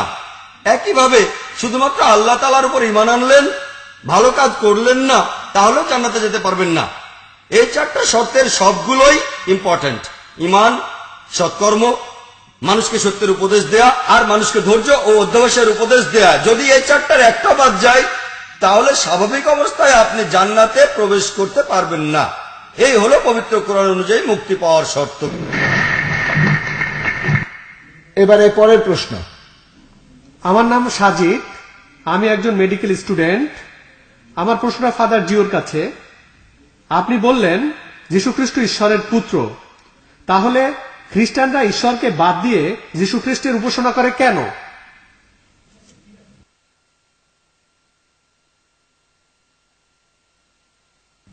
আমরা যীশুখ্রিস্টের উপাসনা করি কারণ আমরা ঈশ্বরের একত্ববাদে বিশ্বাস করি। তবে আমাদের ঈশ্বর 3 জন। এখানে পিতা হলেন ঈশ্বর, পুত্র ঈশ্বর আর পবিত্র আত্মা ঈশ্বর। আমরা উপাসনা করি যীশুখ্রিস্ট, পবিত্র আত্মা আর মহান পিতার। ডক্টর নায়েক মন্তব্য করবেন। প্রশ্নটা হলো খ্রিস্টানরা কেন যীশুখ্রিস্টের উপাসনা করে। ফাদার ঠিকই বলেছেন যে চার্চের শিক্ষা অনুযায়ী তারা ট্রিনিটিতে বিশ্বাস করেন।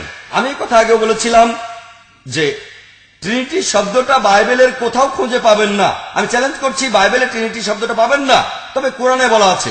পবিত্র কোরআনে সূরা নিসার 171 নম্বর আয়াতে বলা হয়েছে, ওয়ালা তাকুলু সালাত, তোমরা ট্রিনিটি বলো না, ইনতাও খায়রুল লাকুম, নিবৃত্ত হও, এটাই কল্যাণকর। ট্রিনিটির বিরুদ্ধে বলা হয়েছে। তবে খ্রিস্টান ধর্ম সম্পর্কে জানেন এমন কাউকে যদি জিজ্ঞেস করেন, তিনি ট্রিনিটির ধারণাটা প্রমাণ করতে বাইবেলের যে অনুচ্ছেদটা বলবেন যেটাতে ট্রিনিটির একটু ছায়া পাওয়া যেতে পারে, সেটা ফার্স্ট এপিস্টল অফ জন 5 নম্বর অধ্যায় 7 অনুচ্ছেদ। বলা হয়েছে স্বর্গে 3 জন সবকিছুর হিসাব রাখবেন, মহান পিতা, আদিবাক্য আর পবিত্র আত্মা। এই 3 জন আসলে এক। এটাই সবচেয়ে কাছাকাছি একেবারে গোটা বাইবেলে যেটাকে আপনার মনে হতে পারে এটা ট্রিনিটির কথা বলছে। ফার্স্ট এপিস্টল অফ জন 5 নম্বর অধ্যায়ের 7 অনুচ্ছেদ।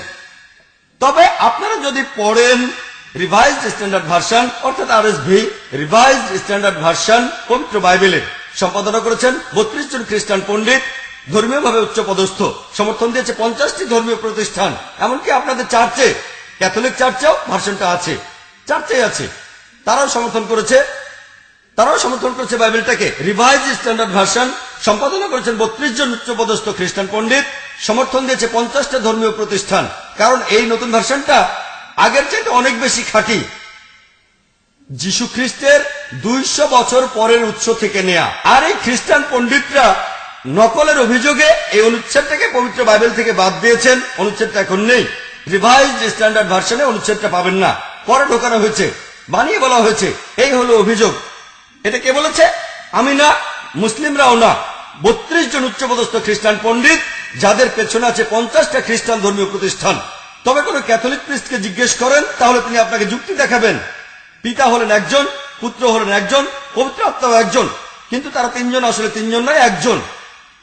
এটাই তাদের যুক্তি।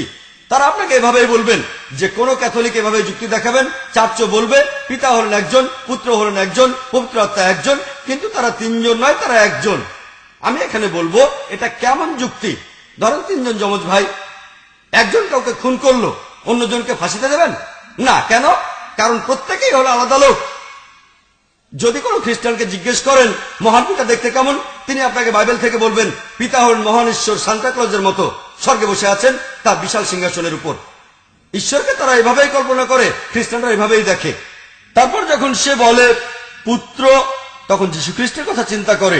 কিং অফ কিংস সিনেমায় যেমনটা দেখেছেন জ্যাফরি হান্টারের মতো, সোনালী চুল, সুন্দর খাড়া নাক, এভাবে যীশু খ্রিস্টকে খ্রিস্টানরা কল্পনা করে।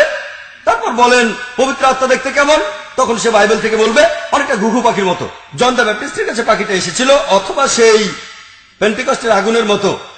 এই তিনটা ছবি আলাদা, তিনটা ছবি সম্পূর্ণ আলাদা।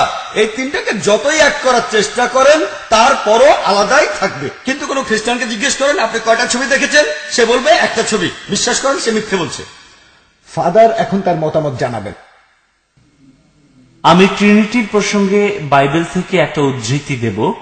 গসপেল অব ম্যাথিউ 28 নম্বর অধ্যায় অনুচ্ছেদ 19।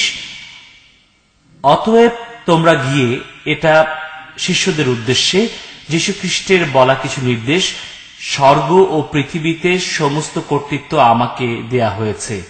অতএব তোমরা গিয়ে সকল জাতিকে শিষ্য করো, তাদের ব্যাপটাইজ করো মহান পিতার নামে, তার পুত্র এবং পবিত্র আত্মার নামে। এরপর বুক অব করিন্থিয়ান অধ্যায় 1 অধ্যায় 13 অনুচ্ছেদ 33, সেখানে আমাদের প্রভু যীশু খ্রিস্টের কথা বলা হয়েছে। পাশাপাশি ঈশ্বরের ভালোবাসা আর পবিত্র আত্মার কথা বলা হয়েছে, তারা সবার সাথে আছে। তাহলে বাইবেলে এমন অনেক কথা আছে যেখানে আসলে ট্রিনিটির কথাই বলা হয়েছে। পরে চার্চ এটাকে একটা নিয়ম বানিয়েছে, ট্রিনিটি শব্দটা চালু করেছে। তাহলে আমরা পবিত্র বাইবেলে দেখি বলা হয়েছে মহান পিতা, পুত্র আর পবিত্র আত্মার কথা। পরে চার্চগুলো এটাকে একটা নিয়ম বানিয়েছে। তারপর এখান থেকে ট্রিনিটি শব্দটা চালু হয়েছে, সেজন্য আমরা বলি আমাদের ঈশ্বর ট্রিনিটি, কিন্তু তারা আসলে একজন। ফাদার গসপেল অফ ম্যাথিউ থেকে বললেন 28 নম্বর অধ্যায়, ট্রিনিটি শব্দটা ওখানে নেই। আপনারা শুনেছেন ট্রিনিটি শব্দটা, না শোনেননি? আমি ঠিকই বলেছি বাইবেলের শব্দটা নেই। আর ফাদার বললেন যে যীশু খ্রিস্ট তার শিষ্যদের বলেছিলেন তোমরা সকল জাতিকে শিষ্য করো মহান পিতার নামে, পুত্র এবং পবিত্র আত্মার নামে। এটা যীশু খ্রিস্টের কথার বিরুদ্ধে যাচ্ছে। এটা পাবেন gospel of Matthew. Gospel of Matthew 10 নম্বর অধ্যায়ের 5 ও 6 নম্বর অনুচ্ছেদে আছে। যীশু খ্রিস্ট তার শিষ্যদের উদ্দেশ্যে বললেন, আপনি আপনার বাইবেল খুলে দেখতে পারেন ফাদার, আমি একটা মেমোরি থেকে বলছি। গসপেল অফ ম্যাথিউ 10 নম্বর অধ্যায় 5 ও 6 অনুচ্ছেদ, তিনি তার শিষ্যদের বললেন তোমরা কেউ জেন্টাইলদের পথে যেও না। এই জেন্টাইল কারা? যারা ইহুদি না, খ্রিস্টান আর মুসলিমরা, আমরা জেন্টাইল। তোমরা কেউ জেন্টাইলদের পথে যেও না এবং তোমরা সমরীয়দের কোন নগরে প্রবেশ করো না, বরং ইসরায়েল কুলের হারানো মেষদের কাছে যাও। যীশু খ্রিস্ট নিজেই বলছেন, এটা আছে গসপেল অফ ম্যাথিউ 15 নম্বর অধ্যায় 24 অনুচ্ছেদে, যে আমি ইসরায়েল কুলের হারানো মেষ ছাড়া আর কারো নিকটে প্রেরিত হই নাই। যীশু খ্রিস্ট এসেছিলেন শুধুমাত্র ইহুদিদের জন্য, শুধুমাত্র ইসরায়েল কুলের হারানো মেষদের জন্য। আর পবিত্র কোরআনে সূরা ইমরানের 49 নম্বর আয়াতে বলা হয়েছে যে ঈসা আলাইহিস সালাম পৃথিবীতে বনী ইসরায়েলের জন্য রাসূল হয়ে এসেছিলেন। সূরা সাফের 6 নম্বর আয়াতে উল্লেখ করা হয়েছে যে ঈসা আলাইহিস সালাম মারিয়ামের পুত্র, তিনি বনী ইসরায়েলের নিকট আল্লাহর রাসূল। তিনি নিজেকে ঈশ্বর বলেননি। ট্রিনিটি শব্দটা বাইবেলের কোথাও নেই। খ্রিস্টান চার্চ এভাবে শিক্ষা দেয়। এখানে আমি যেটার উপর ভিত্তি করে যুক্তি দিলাম সেটা হলো এই পবিত্র বাইবেল চার্চের শিক্ষা নয়। যীশুখ্রিস্ট তার শিষ্যদের বলেছিলেন প্রথমে ইসরায়েলে যেতে, ইহুদিদের কাছে। তারপরে যীশুখ্রিস্টের শিক্ষা পুরো পৃথিবীতে ছড়িয়ে দেয়া হয়েছে। আর যীশুখ্রিস্ট যখন জন্মগ্রহণ করেন তখন দেবদূত রাখালদের বলেছিল ভয় পেও না, তোমাদের জন্য আমি একটা সুসংবাদ বয়ে এনেছি। তিনি আসছেন সব মানুষের জন্য। আর তোমাদের মাঝে আজ তিনি জন্ম নিলেন, দাউদের শহরে এই রক্ষাকর্তা জন্ম নিলেন, যিনি হলেন খ্রিস্ট আমাদের প্রভু। পবিত্র বাইবেলে এরকম আরো অনেক কথা রয়েছে।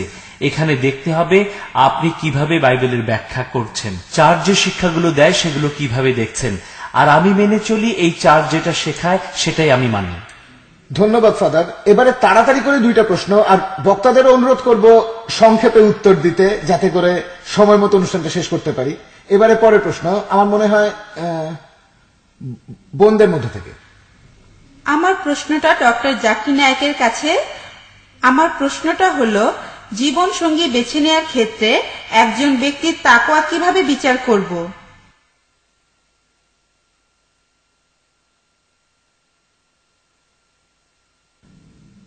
বোন, আপনি প্রশ্ন করলেন যে জীবন সঙ্গী বেছে নেওয়ার ক্ষেত্রে কারো তাকওয়া কিভাবে বিচার করবেন। তাকওয়া মানে আল্লাহকে মানা, ধার্মিকতা আর ভদ্রতা। আপনি যথাসাধ্য চেষ্টা করতে পারেন। কিছু জিনিস বিচার করা সহজ, সৌন্দর্য দেখলে বোঝা যায়, সম্পদ দেখলেই বোঝা যায়, এটা সহজ। যদি লোকটার এত লক্ষ টাকা থাকে তাহলে বড় লোক, যদি কম থাকে তাহলে গরিব, এগুলো বিচার করা খুব সহজ। তবে তাকওয়ার ব্যাপারটা বিচার করা কঠিন। যেটা করতে পারেন, লোকটা তাকওয়া না থাকলে আপনিও বুঝতে পারবেন এই লোকটা তাকওয়া নেই। যদি সে অসৎ হয়, মানুষ ঠকায়, যদি সে তার কর্মচারীদের ঠিকমতো বেতন না দেয়, যদি প্রতিবেশীদের ক্ষতি করে, তাহলে সহজে বলতে পারেন এই লোকটার তাকওয়া নেই। তাকওয়া আছে কিনা জানতে যেটা করতে পারেন, বাইরে থেকে বিচার করা যে এই লোকটা সৎ, সে কাউকে ঘুষ দেয় না, সে কাউকে ঠকায় না। এভাবে তার চারিত্রিক বৈশিষ্ট্যগুলো দেখে আপনি বলতে পারেন হয়তোবা এই লোকটার তাকওয়া আছে। যেমন সে 5 ওয়াক্ত নামাজ পড়ে, ঠিক মতো জাকাত দেয়, তারপর সে হয়তো একবার হজেও গিয়েছে। এভাবে চারিত্রিক বৈশিষ্ট্যগুলো দেখে আপনি বলতে পারেন হয়তো এই লোকটার তাকওয়া আছে। তবে আপনার ভুলও হতে পারে, কারণ মানুষ আপনাকে ঠকাতে পারে। সে হয়তো সৎ না, তারপরও হয়তো ভান করে সৎ হওয়ার। বাইরে থেকে দেখলে লোকটা খুব সৎ, তবে হয়তো পর্দার আড়ালে গেলে সে অসৎ। তাই কোন লোক সম্পর্কে যেটা জানেন সেটা ঠিক হতে পারে, আবার ভুলও হতে পারে। জানার জন্য আপনি যথাসাধ্য চেষ্টা করতে পারেন। পবিত্র কোরআনে সূরা হুজুরাতে 6 নম্বর আয়াতে উল্লেখ করা হয়েছে, যখনই তোমার কাছে কোনো বার্তা আসে পরীক্ষা করে দেখো, পরীক্ষা করে দেখেন, তারপরে আপনার সিদ্ধান্তটা আপনি নেন। আসলে উত্তরটা পেয়েছেন। ধন্যবাদ। এবারে অনুষ্ঠানের শেষ প্রশ্ন করা হচ্ছে বাম দিকের মাইক থেকে। এটাই অনুষ্ঠানের শেষ প্রশ্ন। ജിയോച്ചനോടാണ് ചോദ്യം. അവസാന ചോദിക്കുന്നത്, അങ്ങയുടെ രണ്ടാമത്തെ സെഷനിൽ പറഞ്ഞു റിവീൽഡ് മതങ്ങൾ, അതായത് ദൈവപ്രോക്തങ്ങളായ അല്ലെങ്കിൽ ദിവ്യ സന്ദേശങ്ങൾ കിട്ടിയ മതങ്ങളുടെ കൂട്ടത്തിൽ ജൂതമതത്തെയും ക്രിസ്തുമതത്തെയും ഇസ്ലാം മതത്തെയും വേണ്ടി, അതേസമയം ഇന്ത്യയിൽ നിന്നും വന്ന മതങ്ങളെ സന്ദർഭങ്ങളിൽ നിന്ന് ഉരുത്തിരിഞ്ഞ മതങ്ങൾ എന്നാണ് പറഞ്ഞത്. എന്തടിസ്ഥാനത്തിലാണ് ഇങ്ങനെ വേർതിരിച്ചത്? അതേസമയം ചർച്ച് അംഗീകരിക്കുന്നുണ്ടോ ദിവ്യ പ്രോക്ത മതമായിട്ട്, അഥവാ ദിവ്യ സന്ദേശം കിട്ടിയ മതമായിട്ട് ഇസ്ലാമിനെ? ভাই আকবর প্রশ্নটা আমাদের বাংলায় বলবেন।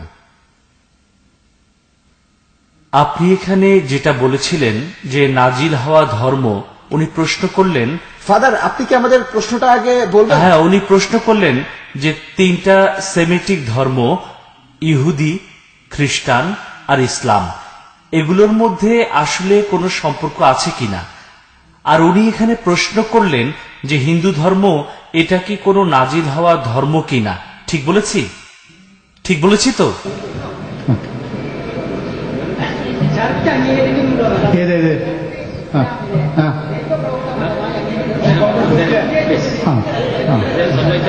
സഭ അംഗീകരിക്കുന്നത് ഈ 3 മതങ്ങളെയും ദൈവപ്രോക്തങ്ങളായിട്ട് അംഗീകരിക്കുന്നത് സാധാരണ നമ്മൾ പറയുന്ന ഭാഷയിൽ ദൈവത്തിന്റെ വചനം ലഭിച്ചുവെന്ന് വിശ്വസിക്കുന്നതായിട്ട് ഞങ്ങൾ അംഗീകരിക്കുന്നു.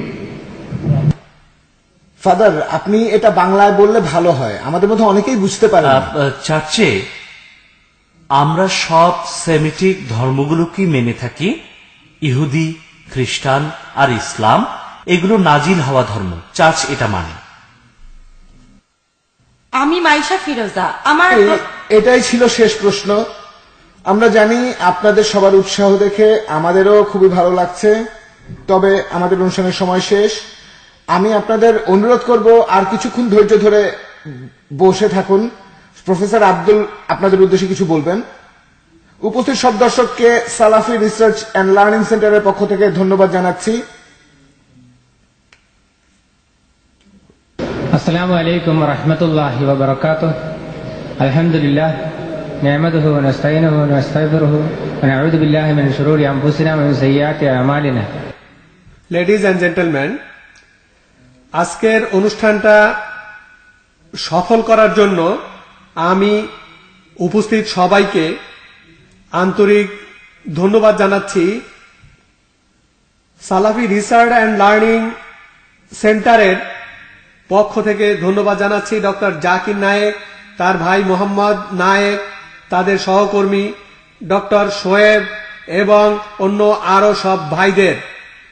তারপর ফাদার জিও পায়াপল্লী, স্বামী গোলকানন্দ,